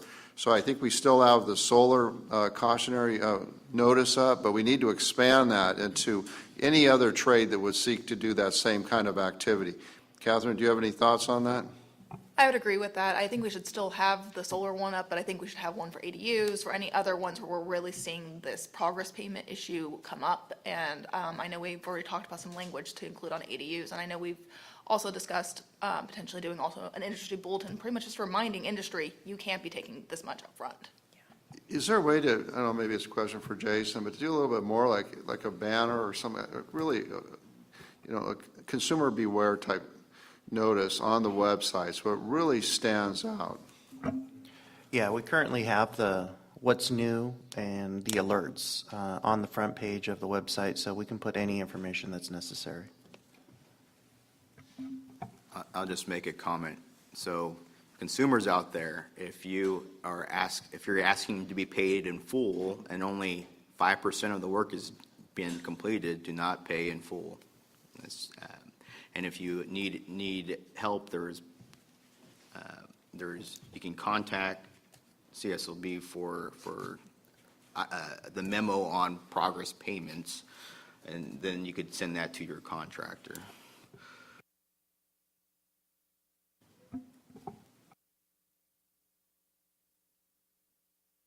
I guess just a comment from myself. I was just wondering, when there is an update on the website, can members of the public sign on to get updates when they're posted? Yeah, at the CSLB website on the front page, just any member of the public that accesses it would see that information, and we want it to really stand out. We also have a section, though, that's titled What's New at CSLB, and again, it's on the front page. So we use that to try to help the public understand how they can protect themselves and make sure that's first and foremost when they look at our website. Thank you. Okay, any more comments from the board? Yeah, just we talked about it before.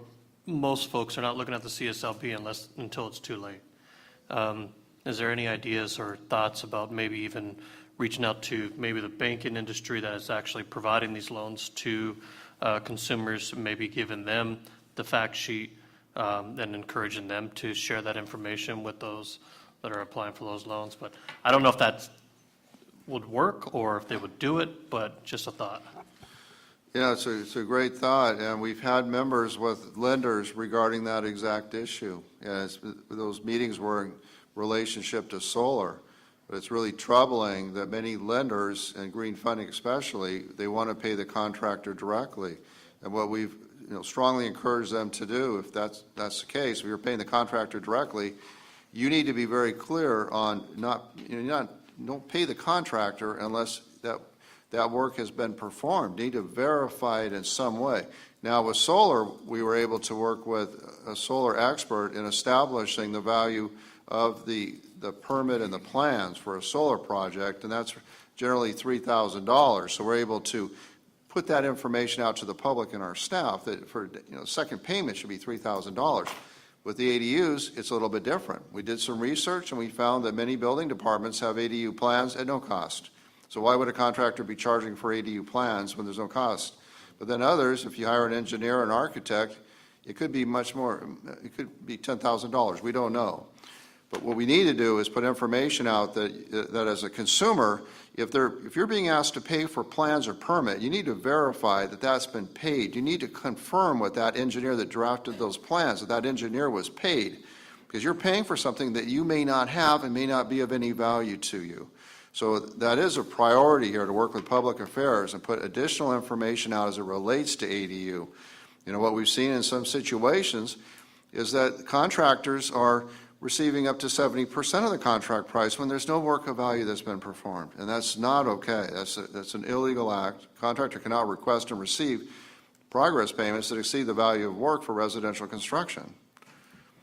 Can we do more to educate the public? Yes, we can. We can work with the lenders. We're looking to work with the California building officials, put together a frequently asked question document, and to really emphasize this issue and get the word out.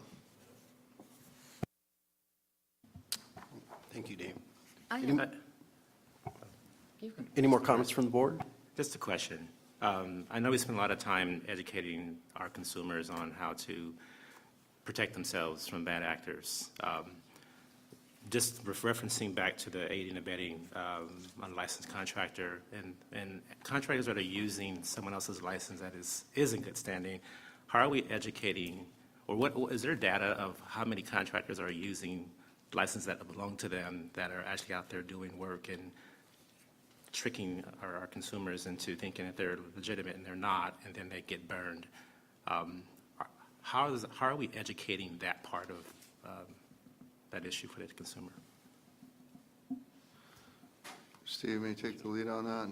You want to? I'm not aware of any data that tracks that. Usually, the way we find out about that is a consumer contracts with an unlicensed contractor, and then the job goes bad, and they file a complaint with us, and then that's when we realize that they were using a license number that belongs to somebody else.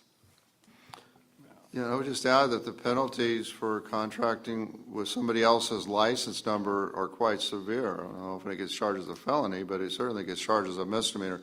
I don't know that we see a lot of that happening. I mean, one thing we encourage all consumers to do is to check the license. You know, our slogan is check the license first, to go to the CSLB website, check the license, see who it's issued to, the name, style, and also the personnel of record.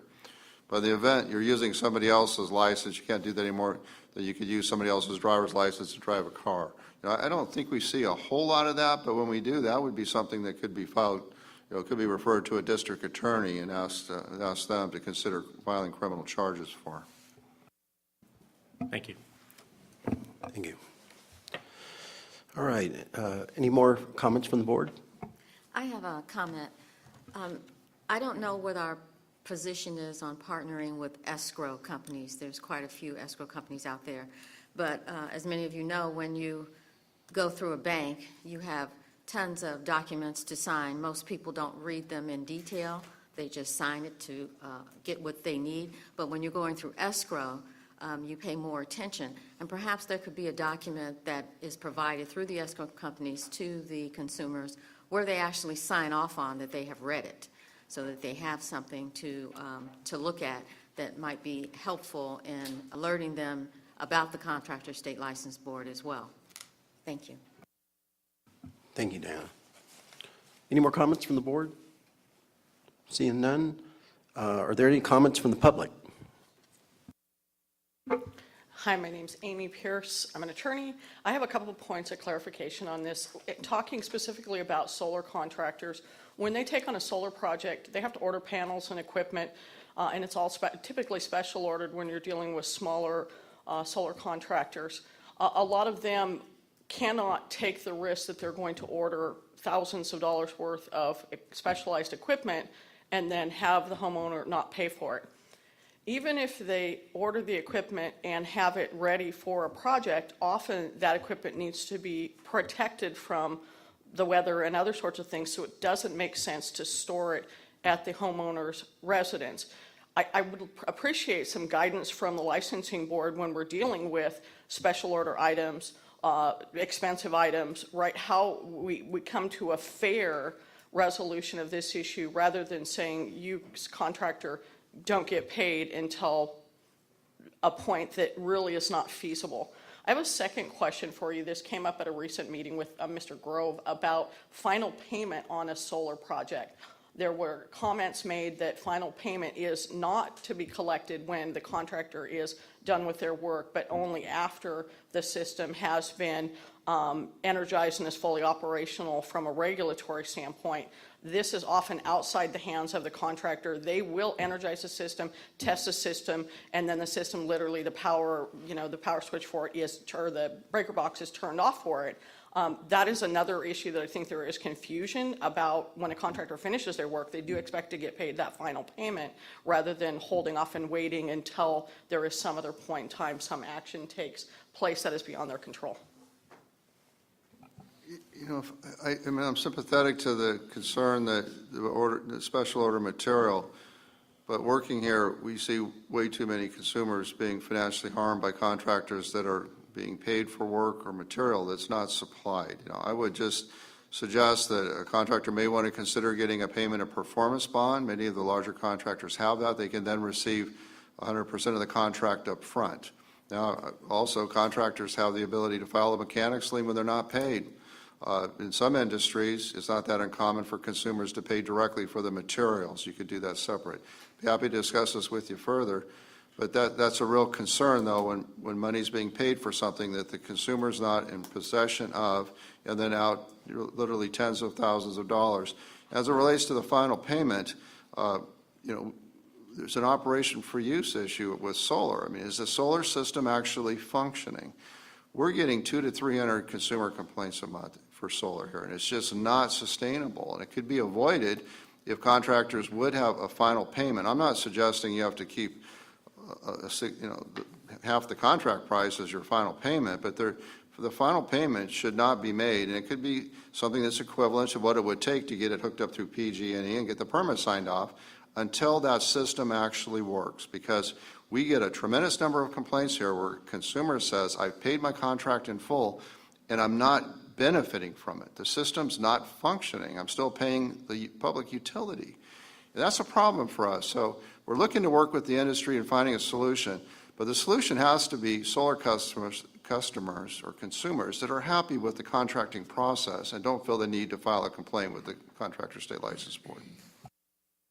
I just want to clarify that it's my understanding that the system is fully installed, the system is fully operational, it is turned on and tested, and it was capable of operating, but it is the third-party regulator that is holding this up. So to me, it is unfair to hold the contractor responsible for not getting that final payment until the system is actually up and operational. And I appreciate your comment. I appreciate your comment. I appreciate you just reaching out to staff and so we can continue this dialogue.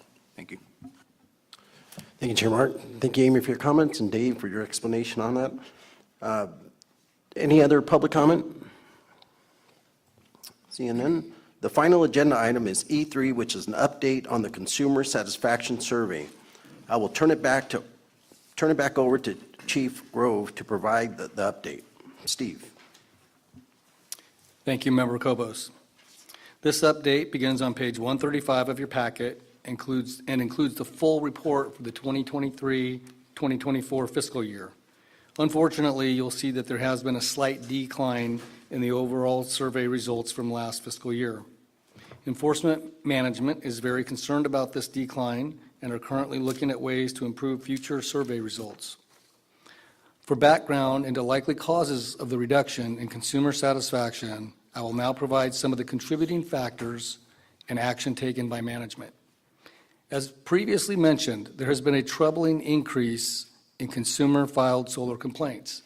As of September 1st, 2024, the Enforcement Division had 830 open solar complaints, which is about 13% of the total CSLB open complaints. This excessive number of solar complaints has created high caseloads for enforcement staff, which results in delays in mediation and investigation of those complaints. The egregiousness of solar complaints further contributes to a workload issue, as these cases often include elder abuse, fraud, diversion of construction funds, and have to be prioritized over other complaints. To provide effective consumer protection and address this unsustainable increase in consumer-filed solar complaints, the previously mentioned multiple offender unit was established in December of 2023. Just recently, in July, 2 former CSLB investigators have been hired as retired annuitants and are currently assisting in the multiple offender unit. Another trend we are seeing that likely contributes to a decrease in consumer satisfaction is an increase in the number of complaints in which the contractor has violated the law by requesting and receiving payments in excess of the value of work performed or materials delivered. While these types of cases often result in administrative or criminal legal action against the violator, often the consumer does not receive any financial restitution when the license is revoked and/or the contractor files for bankruptcy. In an effort to increase consumer protection, on September 5th, 2024, a memorandum was sent to all enforcement staff reminding the importance of enforcing down payment and progress payment limitations. And as previously mentioned by Registrar Report, it is a misdemeanor to request or receive payments in excess of the value of work performed. And finally, as previously discussed by Registrar Report, in alignment with one of the Executive Division's 2025-2027 strategic objectives, the Enforcement Division is exploring the possibility of creating a new training and development unit to improve new employee onboarding and provide continued formal structured training for all CSLB employees, which would include customer service. This includes the update on the consumer satisfaction survey. Unless anyone has any questions, I turn it back over to Member Kobos. Thank you, Steve. Do any of the members of the board have any comments? I have a question. On page 139, the questionnaire statements. Question number 1 seems to be substantially lower from 2019 to current.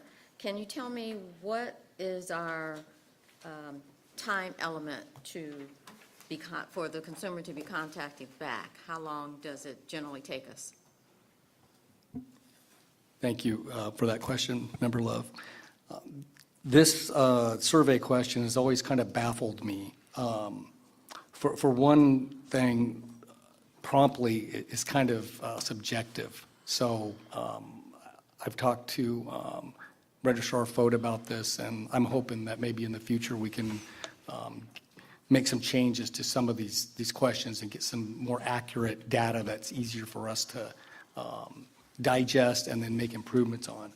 But to answer your question, when a complaint is received in our intake mediation center, within about 2 to 3 days, a letter is automatically generated that's sent to the complainant, notifying them of receipt of the complaint and the contact information for CSLB staff. And then shortly after, well, again, here's where high caseloads come into play. The next step is for the staff services analyst to contact the consumer, but with high caseloads, that can be delayed. And then I have one more question. On page 140, the graph that is there, if we in fact ever do another survey, is it possible to ask the consumer, out of this is saying how many people inquired about the contractor's license status before they hired them. I would like to know how many people actually knew to do it and neglected to do it.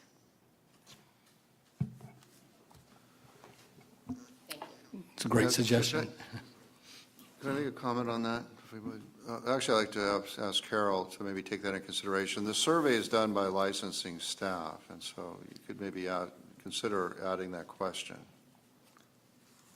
Yes, we'd be happy to. And Steve, Dave, board members, if you would like to meet and change some of these questions, we're happy to do it. Carl in the testing division has worked on this survey for many years and is open to us changing these questions if we need to get information that's better for you. Thank you, Carol. Any other comments from the board? Yeah, I had a comment. I've been in the industry, construction industry, for 34 years, and one common conversation that we've had is that the construction industry is broken, and part of that is customer complaints, high prices, lack of satisfaction, you name it. There's many things, and we're inundated with trying to improve the industry, but it seems overwhelming because there's always something that gets in the way from making real progress. And when I look at the survey, and it's easy to say, oh, you got a bad report card. But when we think about why this is happening in regards to, just say solar, for instance, with the overwhelming amount of complaints and requires your people to go out and solve these problems that are hundreds to the amount of people you have staff to actually solve the problem. It's broken. And so it's, are we looking at it from that kind of holistic point of view of every year we could look at this for the next 5 years, and we're going to continue to have more complaints. We're going to continue to have solar companies that come out and are fraudulent and harm our consumers. And I would like for us to think about different strategies of how we address this issue, and we continue to see these numbers decline, and easy to point a finger and say, well, the staff's not doing their job, or, and that's a morale, issue as well.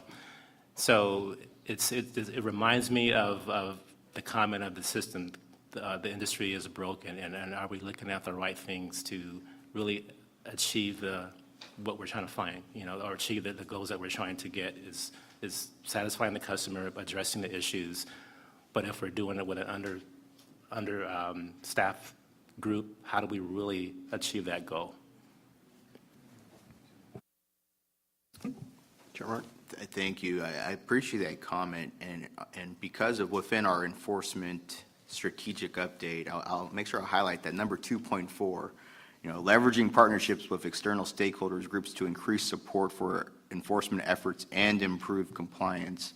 There is so many outside groups, including contractor associations, that yes, construction, we need to do better. We need to have better customer service as a board, but how does this board do that? And we have a strategy in place. Enforcement Chair Kobos did state that within there. And I think over the next year, we as a board continue to think how we can support some of those enforcement strategies to increase the overall industry. Yeah, I just wanted to add something that we have approximately, the Contractors Board has approximately 245,000 licensed contractors, and the majority of them do a phenomenal job. If they all received a complaint each year, you'd have 245,000 complaints. When we were going through the sunset review process, we tracked how many complaints we were receiving 5 years ago, how many we're receiving today. If you take solar out of the equation, we've received 1% more complaints for all other trades combined today than we did 5 years ago. The problem really is solar increased by about, I think it was 178%. We're staffed to handle 1,100 consumer complaints a month. That's what we're staffed for. And we're getting 1,300. And so that's 200 too many. And you really see that, and I think when you look at the customer satisfaction survey, they want timely service, and we want to be able to take out the bad contractors quickly. The problem, though, is we're receiving too many complaints. We want consumers to hire a licensed contractor and have a satisfactory experience. So why are we getting too many complaints? Well, quite frankly, we have some contractors that are getting a lot of complaints, and that's why we've established the multiple offender unit. Contractors that think it's okay to use the Contractors Board as a quality control are finding out that it's not okay. You're going to get an accusation to get your license revoked. Thing is here, if we have contractors that are licensed that are getting a number of complaints, they're not going to be able to continue to do business, and that's going to solve a lot of this problem. If we had our complaint load down, it wouldn't be a problem to be contacting people quickly when a case is referred to an investigative center. But when you have an investigator that's carrying 50 or 60 complaints, the process slows down, and we know our consumers, who we rely on to help us regulate the industry, are not as satisfied with that. So that's really the goal, and we're hopeful that the multiple offender unit is going to be successful, and we're constantly getting input from staff on how we can better serve the public. Thank you, Dave.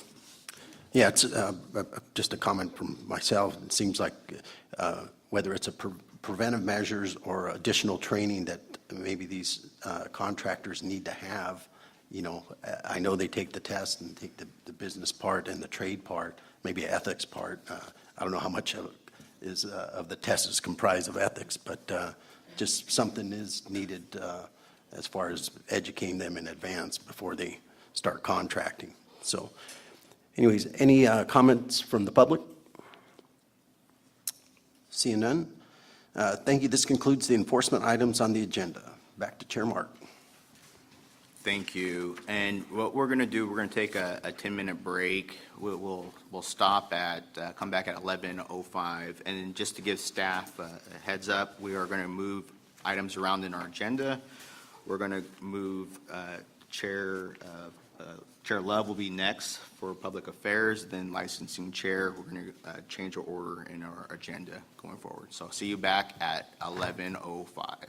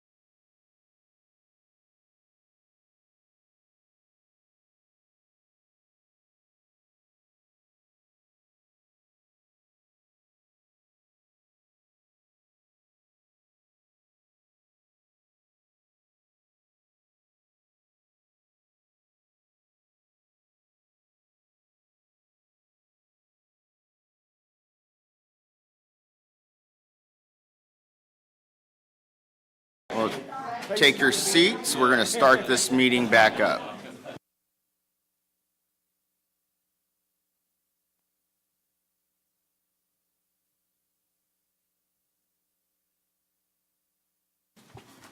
All right, the time is 11:05. We're going to call this meeting back to order. As I stated right before the break, we are going to go out of agenda. So we are actually going to move to, skipping item F. We'll come back to item F. We're going to move to item G, Public Affairs. Before I pass this meeting to Public Affairs Committee Chair Diana Love, I'd like to acknowledge Ms. Love for visiting the CSLB Enforcement Investigation Center in Fresno on Tuesday. As usual, staff was thrilled to have you visit, and appreciate you taking the time with that. I turn it over to Public Affairs Committee Chair Diana Love. Thank you and good morning. And it's always a pleasure to break up my 6-hour drive from Palmdale to stop at Fresno and to greet the staff. They're very pleasant and always happy to see me. I will continue to do that. If there were more offices on my trip, I would stop by and say hello to all of them. So with that, thank you, Chair Mark. As Chair of the Public Affairs Committee, I will provide more information about Public Affairs' final 2025-27 strategic plan objectives and the plan for each objective. These can be found on page 201 of the board packet. The first objective is improve the clarity and tone of board communications to increase understanding. While this is an ongoing effort by the Public Affairs Office, this has a target date of the third quarter of 2025, where staff will review publications, news releases, industry bulletins, and the website to ensure that the text is clear. One of the ways staff will be reviewing documents is through the Hemingway app. Thank you to the Department of Consumer Affairs for introducing CSLB to this app, which allows you to take text from a publication and place it into the app on the Hemingway website to determine the grade level of the content. This will help determine publications that need to be simplified into plain language. Public Affairs is already working on simplifying the documents as it reviews publications for updates, such as when staff recently updated the What You Should Know Before Hiring a Contract brochure. And that brochure is, I'm hopeful, will be highlighted in large letters, bold, with a flashing red light of some kind or something on websites. So especially people with disabilities and seniors will be alerted as to what they should be doing. As part of this objective, Public Affairs also plans to form an internal forms and publications committee to determine which additional forms and publication need updating. The second objective is implement a CSLB phone app to increase accessibility to the board's services and consumer education, which has a target date of the second quarter of 2026. This will allow time to determine the scope of a possible app and to work with IT on the capabilities and content of an app. IT is working with DCA to determine the scope. Some ideas for content include highlighting the Find Your Licensed Contractor. This is a feature to make it easier for consumers to find a licensed contractor and understand the status of the license. This could also be useful for licensees when they're checking on their license status. The third objective is conduct outreach and build partnerships with building departments, state agencies, and industry groups to educate consumers about hiring licensed contractors and students about construction-related fields. While the outreach efforts remain ongoing, this has a target date of the fourth quarter of 2025. Public Affairs will be working with different state agencies along with educational institutions to expand outreach for students interested in construction-related fields. Public Affairs will also continue to update its outreach presentations to include hot-button topics such as solar and to provide building departments with relevant publications as requested. Public Affairs looks to expand its partnerships with building officials and related organizations such as CALBO, which is California Building Officials, and participate in its annual business meetings next spring. In continuing its outreach efforts, Public Affairs will be working on revising the Building Officials Guide, which will also be updated on the website as a resource for officials, licensees, and consumers.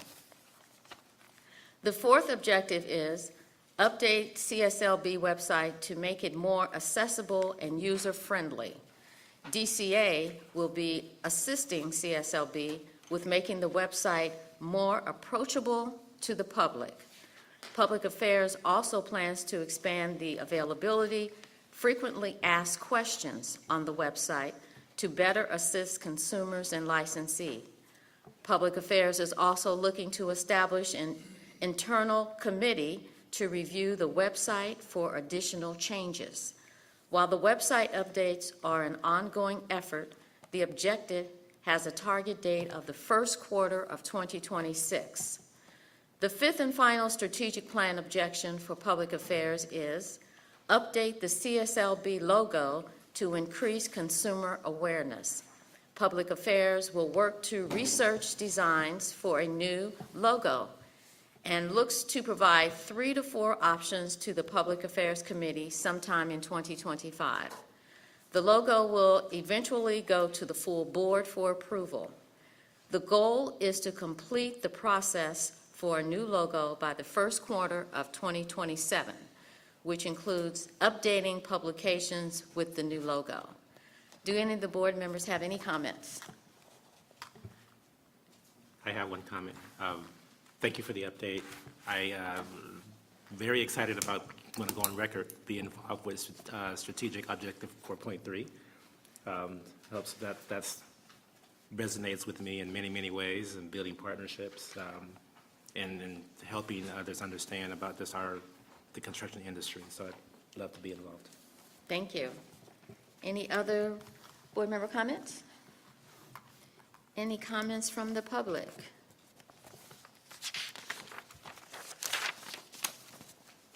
Okay, if there are no comments, I will now proceed with the Public Affairs update starting on page 205. The Public Affairs Office, or PAO, is responsible for media, industry, licensee, and consumer communications, as well as outreach. They provide proactive public relations, respond to media inquiries, and develop and distribute publications and newsletters. PAO creates content for CSLB's social media channels and website, including webcasts and videos.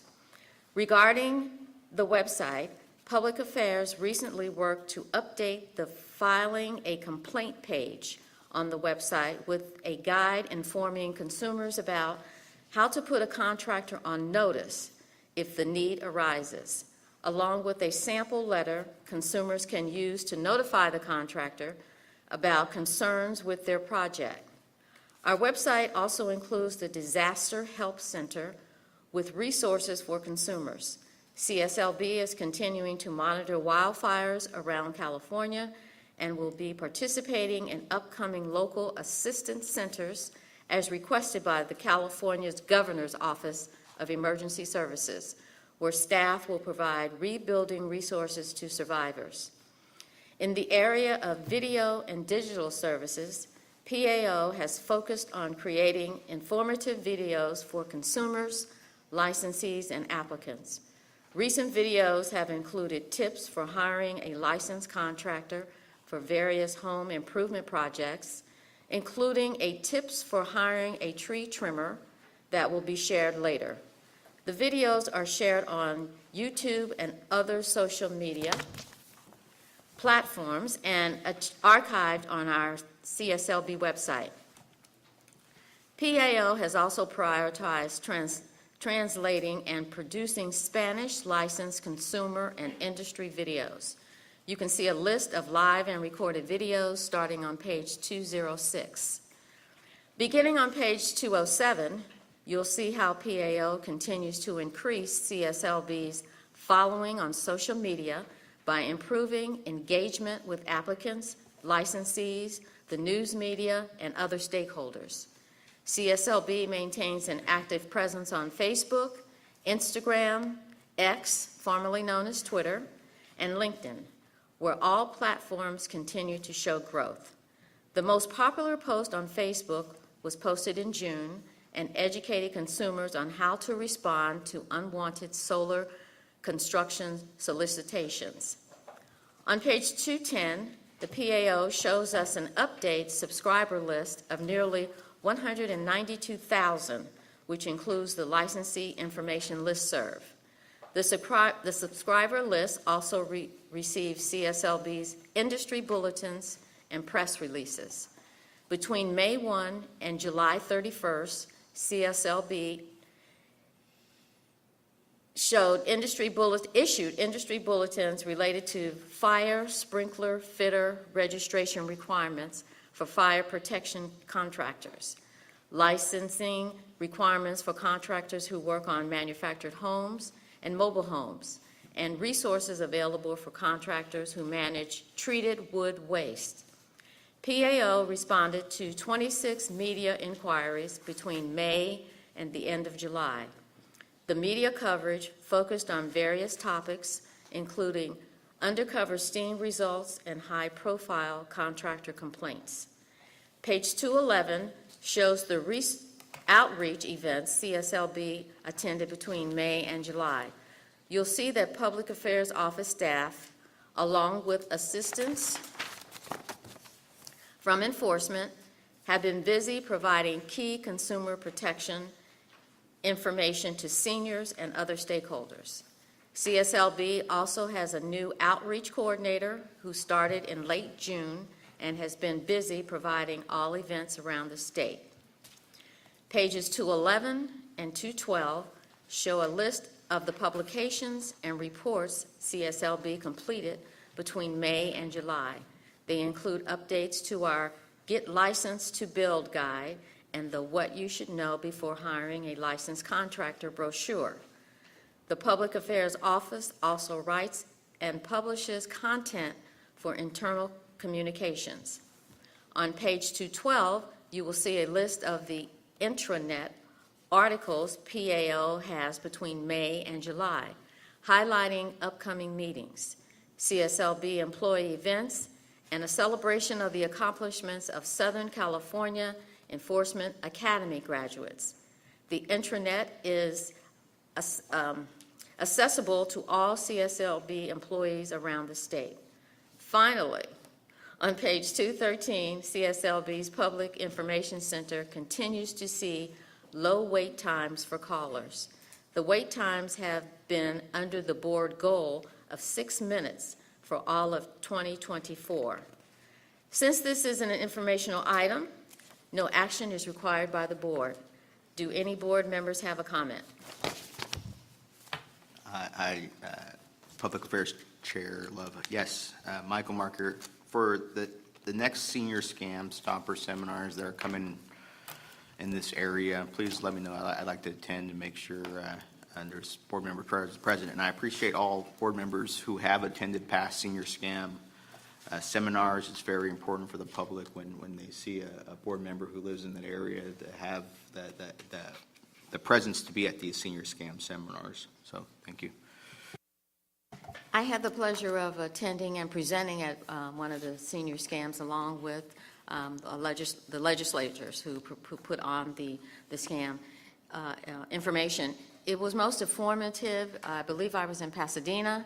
It was very well attended, so I would encourage that we keep doing it and attending, and more board members might want to be involved in and actually putting on a scam. I also would be interested in continuing to do that as well. With that, Chair Mark, this concludes the Public Affairs Program update, and I'll now turn it over to Chief of Public Affairs, Catherine White, for the next agenda item. Do we need to ask for public comment on the previous item first? I just did. Okay. Is there any public comment, just to make sure? I apologize. I did ask if there was public comment. Yes, better safe than sorry. Hearing no public comments, I will now turn it over to Ms. White. Thank you, Chair Love.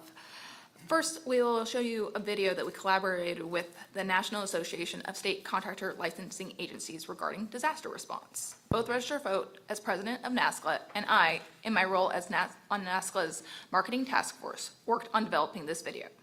The video from NASCLA is titled "Protect Yourself After a Disaster." The video was shown at the NASCLA conference last week, followed by a presentation from Katrina Palomar of the California Governor's Office of Emergency Services on disaster response. We want to thank Katrina for highlighting how CSLB assists with Cal OES's disaster response efforts. And then Jason, if you could please play the first video.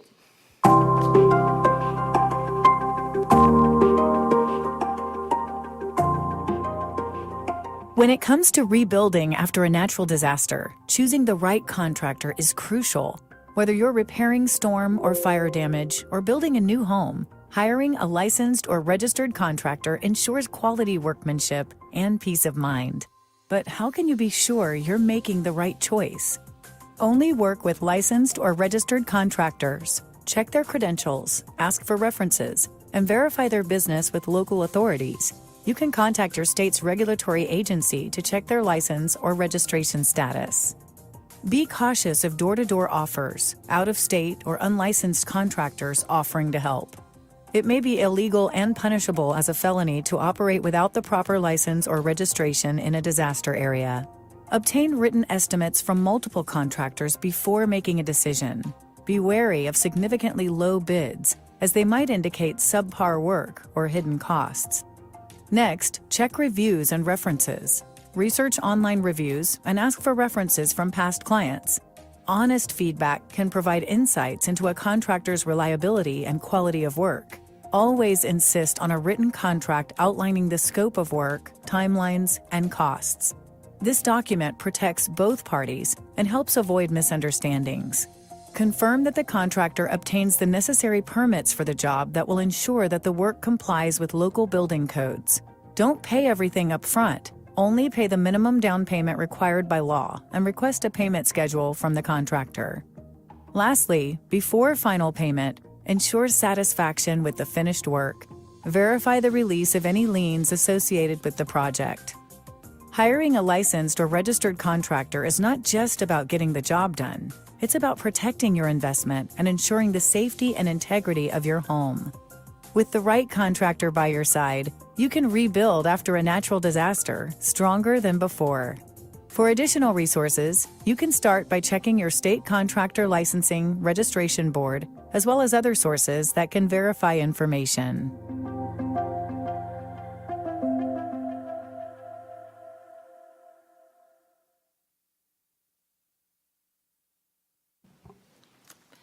Thank you, Jason, for sharing that video.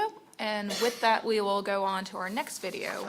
The second one is one that television specialist Amy Lawrence created that's called Tips for Hiring a Tree Trimmer. With the establishment of the C49 tree and palm classification earlier this year, we thought this video would be valuable to consumers. We consulted with West Coast arborists in developing this video and appreciated the guidance. And if Jason, if you could please play the next video.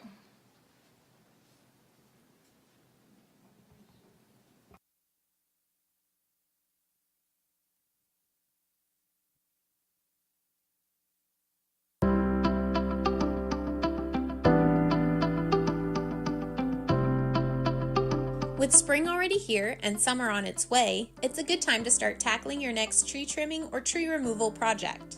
Tree maintenance adds value to a property and can help prevent potential hazards. However, tree trimming and removal can be dangerous, so it's important that you hire a licensed C49 tree and palm or D49 tree service contractor to perform the work. Licensed contractors meet minimum work experience requirements, undergo a criminal background check, and carry insurance, bonds, and workers' compensation insurance. Unlicensed contractors don't have these protections and often request too much money up front. Here are some tips to help your project run smoothly. Before hiring anyone, get 3 bids and check references and job sites. You should ask to review past projects the contractor has completed that are similar in size and scope. You want someone you can trust to do the job right. You can check the contractor's license at CSLB.ca.gov by entering the contractor's license number or business name to make sure their license is active and to see if they have any disclosable consumer complaints. You should confirm the contractor has workers' compensation insurance for employees. In the contract, be as detailed as possible with your project expectations and make sure everything is in writing. For example, if you're having a tree removed, does the service include grinding and removing the stump? If so, it needs to be in writing. Tree removal service companies typically remove debris created by tree trimming or removal, including branches, leaves, wood chippings, and sawdust, but don't assume this is part of the service. Be sure to include who is responsible for debris removal in the contract. You may want to recycle wood from your tree to store as firewood or use in crafts. Let your contractor know ahead of time so they can cut the wood into firewood-sized lengths. Only sign the contract after you completely understand and accept the terms to make sure your expectations are met. As with all projects, don't pay more than 10% down or $1,000, whichever is less. And don't let payments get ahead of the work. It's important to include a detailed payment schedule in your written contract and follow it. And don't make the final payment until you're satisfied with the completed work. Stay organized by keeping a file of all paperwork pertaining to your project, including your payments. You may need to reference them throughout the project or after it's complete. You can find more information about hiring a tree contractor at CSLB.ca.gov.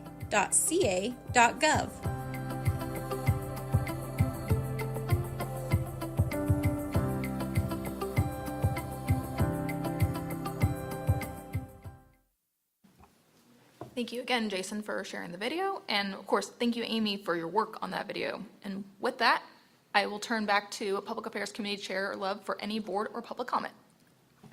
Thank you, Catherine and Jason. Are there any board members that have comments? Yes. On behalf of the industry and the tree trimming and landscaping, I do appreciate staff coordinating with WCA and getting that video. It's very informative. It's great. You don't realize how many companies in that industry do not have the proper workers' compensation. And after hearing some of the stuff that we heard yesterday with the tiny homes, it could be a big issue for homeowners. So I appreciate that. Thank you. Any other board comments? Any comments from the public? Okay, seeing none, before we go into the presentation of the last video, I believe it's a video or report, I would just like to direct this comment to the board chair that for our next agenda item that we put on there for discussion and possible vote to rebrand us as CSLB, as the Contractor State License Board.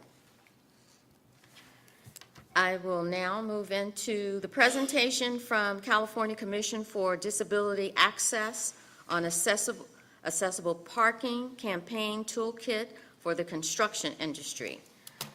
For the next agenda item, there will be a presentation from April Dawson-Rawlings, the Executive Director of California Commission on Disability Access regarding the Accessibility Parking Campaign Toolkit for the construction industry. CSLB worked with CCDA on this toolkit, which is now available for contractors and can be found in the packet on page 219. Also, I'd like to thank Board Member Mary Tykert for providing Tykert's Vice President and Director of Field Operations to be part of the work group that advised on the content of the toolkit. And April is at the podium to speak. Go ahead. Thank you. Thank you, Ms. Love. Hi, everyone. I'm April Dawson-Rawlings, and I'm the Executive Director of the California Commission on Disability Access. Thank you to Chair Mark and to Registrar Report and to all the board and staff for being here today. I'm really looking forward to talking with you about our accessible parking toolkit for the construction industry. I'll talk a little bit about the background of how it came to be and a little bit about why it's important and how it can help our licensees. I say our because we're all a team. Every stakeholder group that I go to, I always say us and an our, and talk about how we can partner together to get this out there to our licensees and to make sure that accessibility is paramount in all the construction projects that are happening in California. So most of you are probably familiar with our commission, but I'd like to share a little bit about just a high level about us for those of you who may be new to the table or who I haven't met yet. This is just a picture of a few of our commissioners and me sitting at a table at one of our commission hearings, as well as State Architect Ida Claire wearing white on the right. And our mission and values is that an accessible, barrier-free California means that there is inclusive and equal opportunities and participation for all Californians. And our mission is to promote disability access in California through dialogue and collaboration with stakeholders, including but not limited to the disability and business communities, as well as all levels of government. And CCDA was established by the California State Legislature in 2009. There was a lot of concern at that time from the business community in particular about what are now referred to as high-frequency litigants. So there's a perception in the business community that there were people who were filing multiple lawsuits against, particularly small businesses who maybe didn't have a lot of knowledge or resources on disability access. And there were issues about the fact that disability access wasn't really sort of at the forefront, maybe behind some of those actions, that it was more of a money grab, so to speak. And so a lot of reforms happened to try to prevent that. And the California Commission on Disability Access is a partnership between the disability community, local, state, and local and state government in particular, but we also have federal partners as well as several different stakeholders, the legal community, and the business community and the construction community to try to educate businesses and contractors and others to put access on the front end. So CCDA was really created to be that space of how about we talk in a place that's not a courtroom about how to increase disability access across California. So there's 17 public members of the CCDA, 11 of them. Am I screaming at you all? I'm not trying to. Sorry, I'm not trying to scream at you all. Thank you. So there's 11 public members, including a seat from the California Business Properties Association. The chair is always a representative of the disability community, and the vice chair is always a member of the business community. And there are 6 ex officio members, including legislators from both parties, the California Attorney General's office, and the state architect. So what do? We do a lot of small business education and outreach. We create technical materials and trainings, such as the toolkit I'm going to be talking to you about. We also put on regional listening forums and webinars. So we go to different regions throughout the state and we educate our stakeholders on how businesses can be accessible to people with disabilities. We also are mandated by the state legislature to do disability access litigation data tracking. So whenever an attorney or a law firm files a claim or a demand letter against a business in California for an alleged construction-related disability violation, access violation, or starting this last year, a website access violation, they report those copies to us. It's important to know that we're not involved in enforcement. We just collect those copies and then we generate the annual report to the state legislature about what are the top 10 disability access construction-related violations. So to talk a little bit about how this toolkit came about, I mentioned in the prior slide that every year we produce a a top 10 list that we give to the legislature through our annual report. And all of our annual reports are available on our website if you'd like to check them out. And we noticed that parking, different types of parking construction-related violations kept coming up and trending on our list throughout California. So it was consistent across the board, across many different regions, and so it just wasn't just a one-off. And so Assemblymember Mike Fong created a bill called AB 2917, which mandated that CCDA needed to create a toolkit to educate businesses on accessible parking and exterior passive travel. So it really started off as a small business focus, and then it really branched out. There was originally one large stakeholder group that the commission convened, and then it really came about that we really needed to pay attention to the unique needs of the construction industry, and so that's why we have this toolkit as well as a small business owner toolkit. There was a lot of early engagement from the Contractor State License Board. I know that Ms. Love mentioned Mary Tykert, making sure that her Director of Field Operations was a part of this. I know Catherine and Mike, we know each other on Zoom, but we met each other for the first time today, but we've had endless conversations, and they've been great partners to get this tool out there. And just to share just some of the diversity in the group, I mentioned that Mary Tykert had given her blessing for Chris Barkley to be a part of this, but there's also some others, Robert Crisp, some people from Craig Perry from Point Sources Construction Management, and also Calbo, John James, and others from the building officials group also participated. So there was a lot of diversity of thought that went into this toolkit. Some of the toolkit highlights, and it's a copy of it is in your packet, but I just wanted to share that there's a lot about how to think about access on the front end so that you do the construction project right from the beginning, do the job right from the beginning, instead of having to go back either through a lawsuit or otherwise and realize that you have to do costly fixes to make things accessible. So there's a lot of different important highlights from Chapter 11B of the California Building Code. And it also talks about, there's a really good chapter in there talking about how you can work with certified access specialists.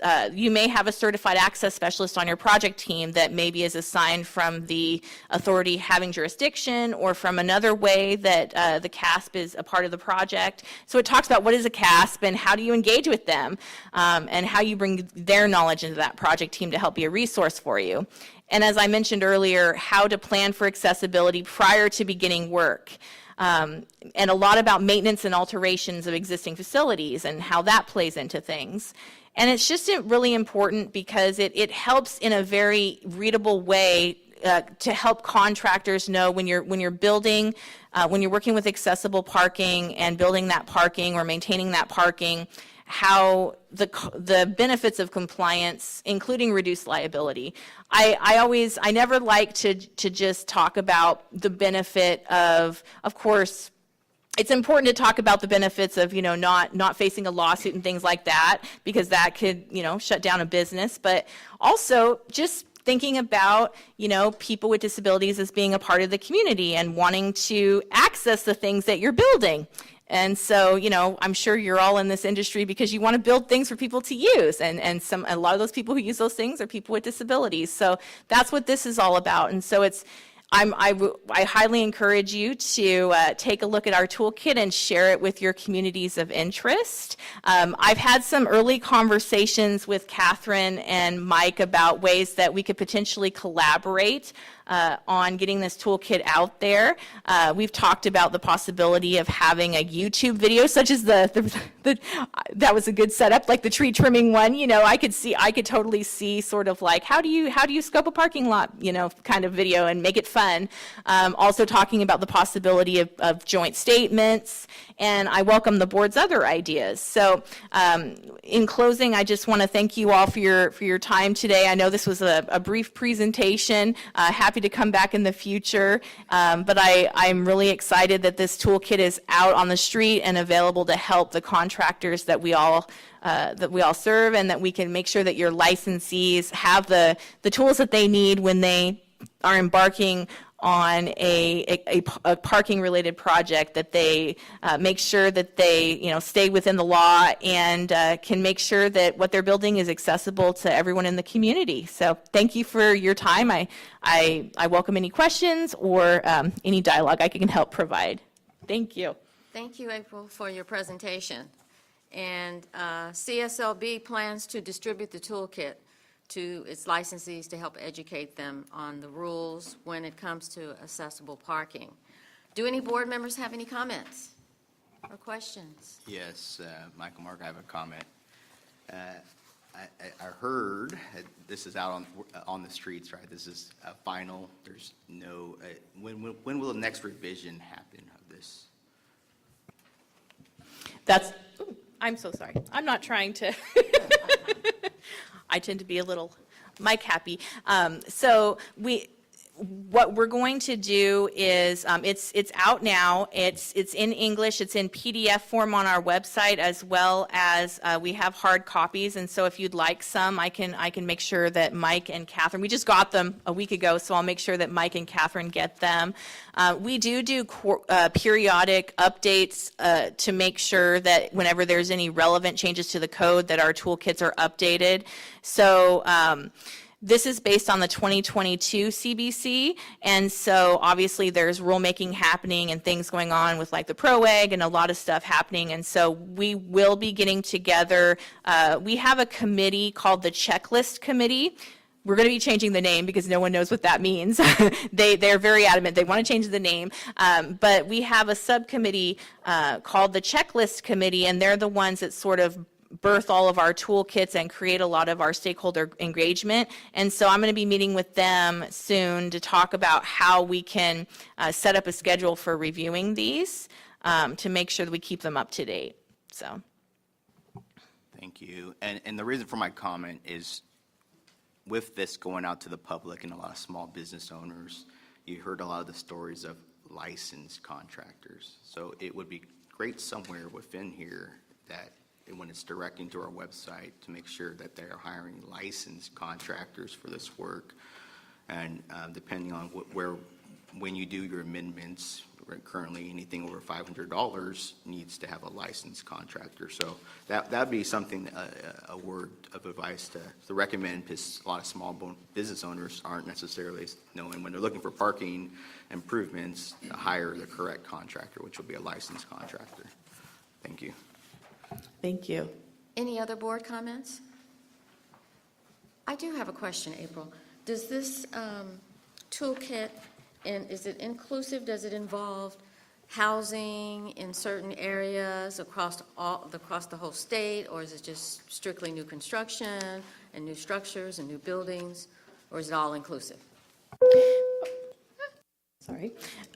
It focuses on accessible parking and exterior passive travel for both new and existing facilities. So, and it doesn't drill down on a lot of different types of jobs. It kind of talks about thinking about like how to set up like scoping and like curb ramps and kind of how to set up your project.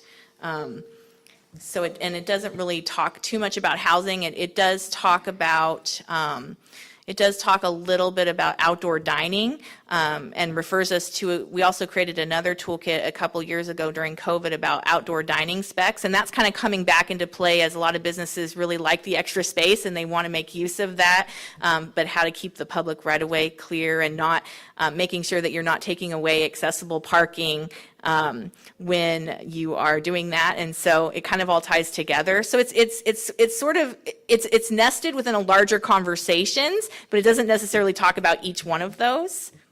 And my last question, are you working with the various chambers of commerce in various cities? Yes, we actually, every quarter we put on a listening forum, and we're happy to do one for the construction industry specifically also. But what we do is when we go into each community, we base it on the data of the lawsuits that are trending in the, like, let's say, parking is trend. A lot of people are getting sued in Pasadena, California, for example, or something for parking. I'm just making this up for this, but then we would go to Pasadena and give our resources. And then what we do when we go to each community is we work with a lot of the local chambers of commerce, as well as local certified access specialists and the disability community, the Centers for Independent Living, and put on panels and trainings. And we've done 4 in 2024, and we're planning to do 4 more in 2025. Thank you. And are there any public comments? Seeing none. Thank you, April, so much for Thank you. your presentation. Please come back and see us again. Absolutely. Thank you. Okay. And with that, I want to thank everyone for their attention for the public affairs items. There were many. My script was long. Okay. But I just want you to know that I'm very hopeful in being involved in PAO and in a lot of the implementations of a lot of the changes that we are suggesting to make it easier for consumers to be aware of how to hire a contractor, a licensed contractor, what to ask, when to ask, to do it beforehand. And I'm looking forward to working with Jason and others on the board to implement a lot of this perhaps ahead of our strategic plan dates. I think that the sooner the better. We would have less complaints. We wouldn't have to worry about not having enough staff to do a lot of things if we could just get the public involved and educate them as much as possible. So thank you for your attentiveness, and I will turn it back over to the chair. Thank you, Board Member Love. Great report. We are now going to move to the last item on today's agenda, which is going to be licensing. I turn it over to Licensing Committee Chair Jim Ruane. Thank you, Chair Mark. Good morning. It's still a morning, barely. I am Jim Ruane, the 2024-2025 Licensing Committee Chair, providing the Licensing Division update today with assistance from Licensing Chief Carol Gagnon. I'll highlight a few items for the board. Our first item is review, discussion, and possible action on 2025-2027 Licensing and Testing Strategic Plan Objectives. First, the strategic plan for 2025 to 27 has been finalized. Licensing and Testing Division have followed strategic planning goals for the next 3 years. The objectives are listed on page 157 of the board packet. Objective 1.1, explore and address language barriers to licensing and testing. This objective will focus on increasing applicant, candidate, and licensee access to CSLB materials, letters, and forms in other languages, and is due at the end of the second quarter in 2027. Carol? CSLB has already had 10 of the most often requested exams translated into Spanish. In addition, upcoming versions of these exams will have a toggle option such that the candidate can see the English language copy of the question as they're taking the Spanish exam. This will allow candidates the option to see the names of tools and materials in both languages as they take their exams. As the other forms and letters are translated, licensing will be partnering with public affairs for outreach events. Thank you. Objective 1.2, research options for provisional licensure and pursue legislation as necessary. This objective will focus on what options CSLB has to create a provisional license to help candidates qualify for certain trades. Chair Michael Mark will appoint a committee to coordinate efforts on this project. Carol? We anticipate having a meeting in the next 60 days to determine what the provisional license will look like, what qualifications candidates will need to meet, and which trades it will impact. In addition, CSLB will reach out to other states to assess their provisional licensure programs and gain insights into their successes. It's due at the end of the second quarter in 2027. Thank you. Objective 1.3, develop regulations to require licensed contractors to complete continuing education pursuant to existing complaint disciplinary action or authority. This objective will also include informing licensees of voluntary continuing education opportunities. This objective has evolved into a multi-division project with enforcement and public affairs and is due at the end of the second quarter in 2025. Objective 1.4, implement online license applications and renewals to decrease processing times. This objective is a joint project with IT and will result in an online application for sole owner licenses by the end of the third quarter of 2025. And Objective 1.5, assess exam content and update as necessary to ensure exams are current with industry standards. Carol? This has been an ongoing project on the part of the Exam Development Unit and is something they do every 5 years for each of CSLB's exams. Staff will continue outreach to the various trade associations on exam updates and are grateful for the association's input into the exams. This objective is due by the end of the first quarter in 2026. Objective 1.6, identify and educate licensees on the need to maintain current certifications to promote proper installations. This objective focuses on determining the various certifications required for licensure in different trades and other voluntary certifications for various trades. Carol? The goal is to create a web page for CSLB licensees to learn more about the required certifications for their trades, such as the HUD installer training for the C47 general manufactured housing contractors or the DOSH registration for C22 asbestos abatement contractors. The page will also include voluntary certification programs available to help contractors increase their knowledge and skills. Licensing and Public Affairs will partner on this objective, and it is due at the end of the third quarter in 2025. Thank you, Carol. This concludes item 1. Any board comments, questions? Anything from the public?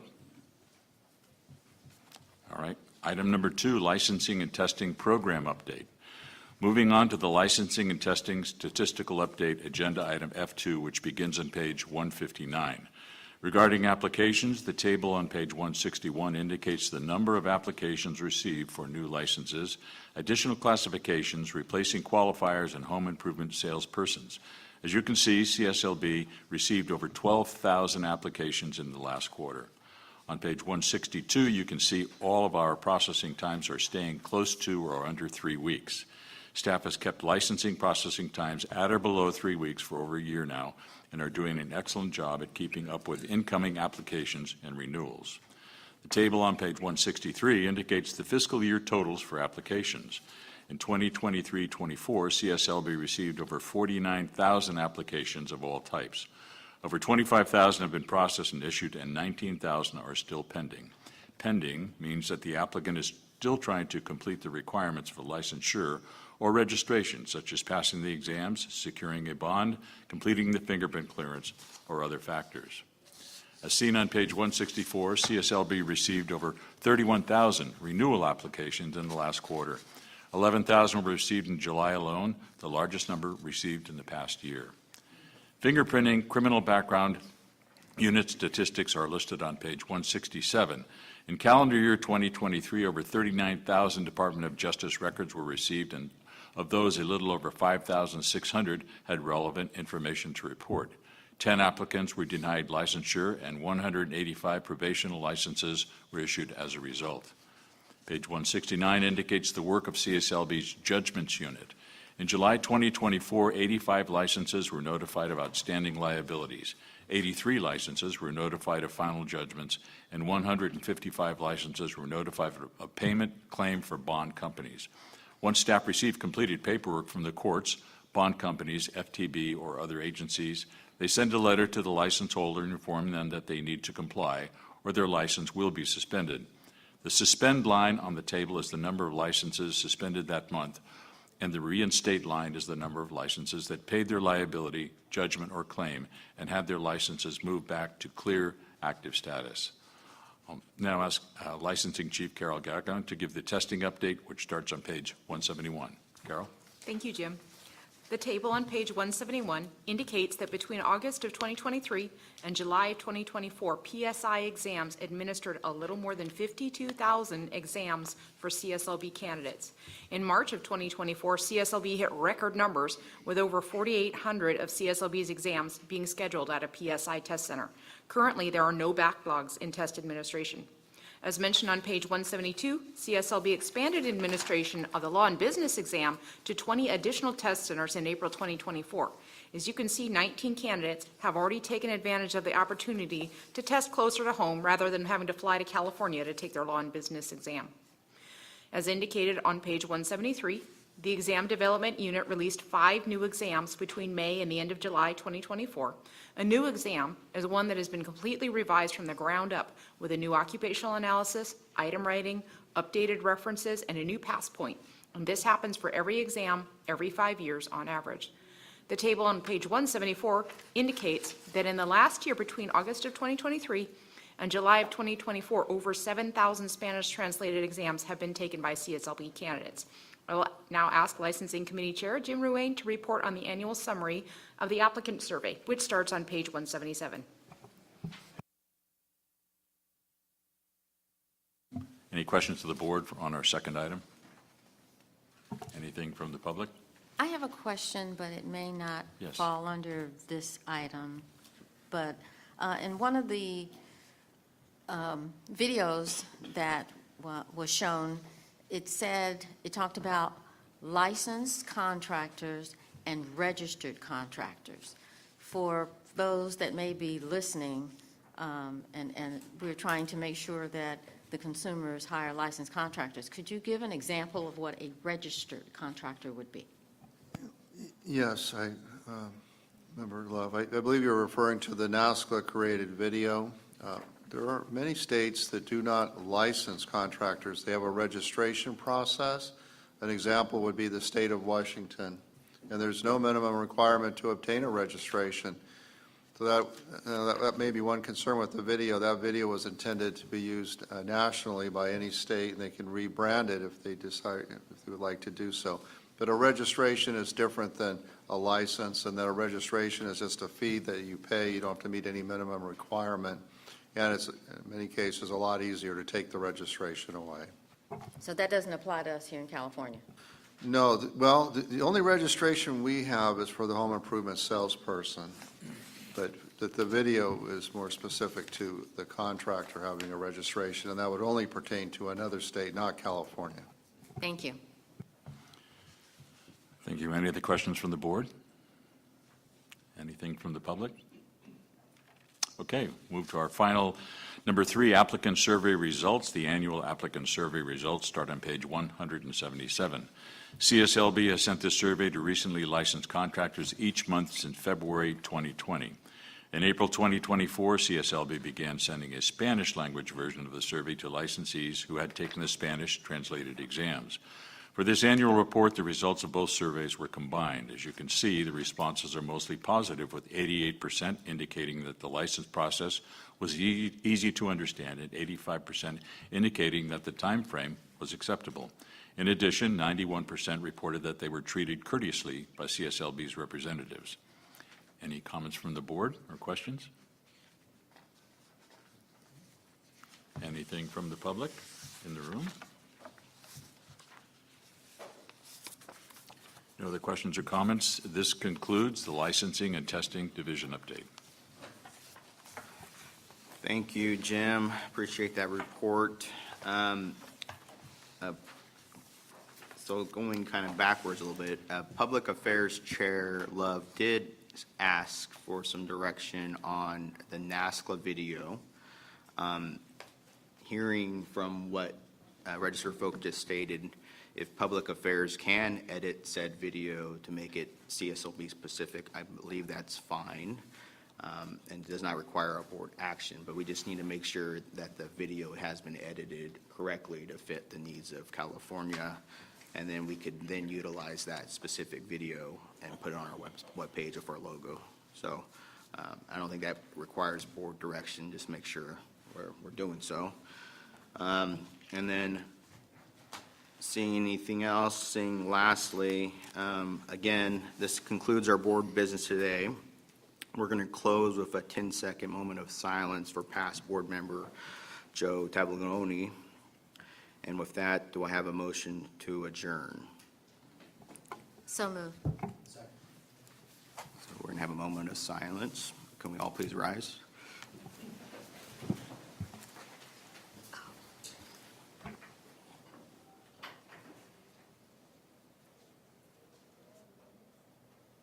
Meeting adjourned. Thank you.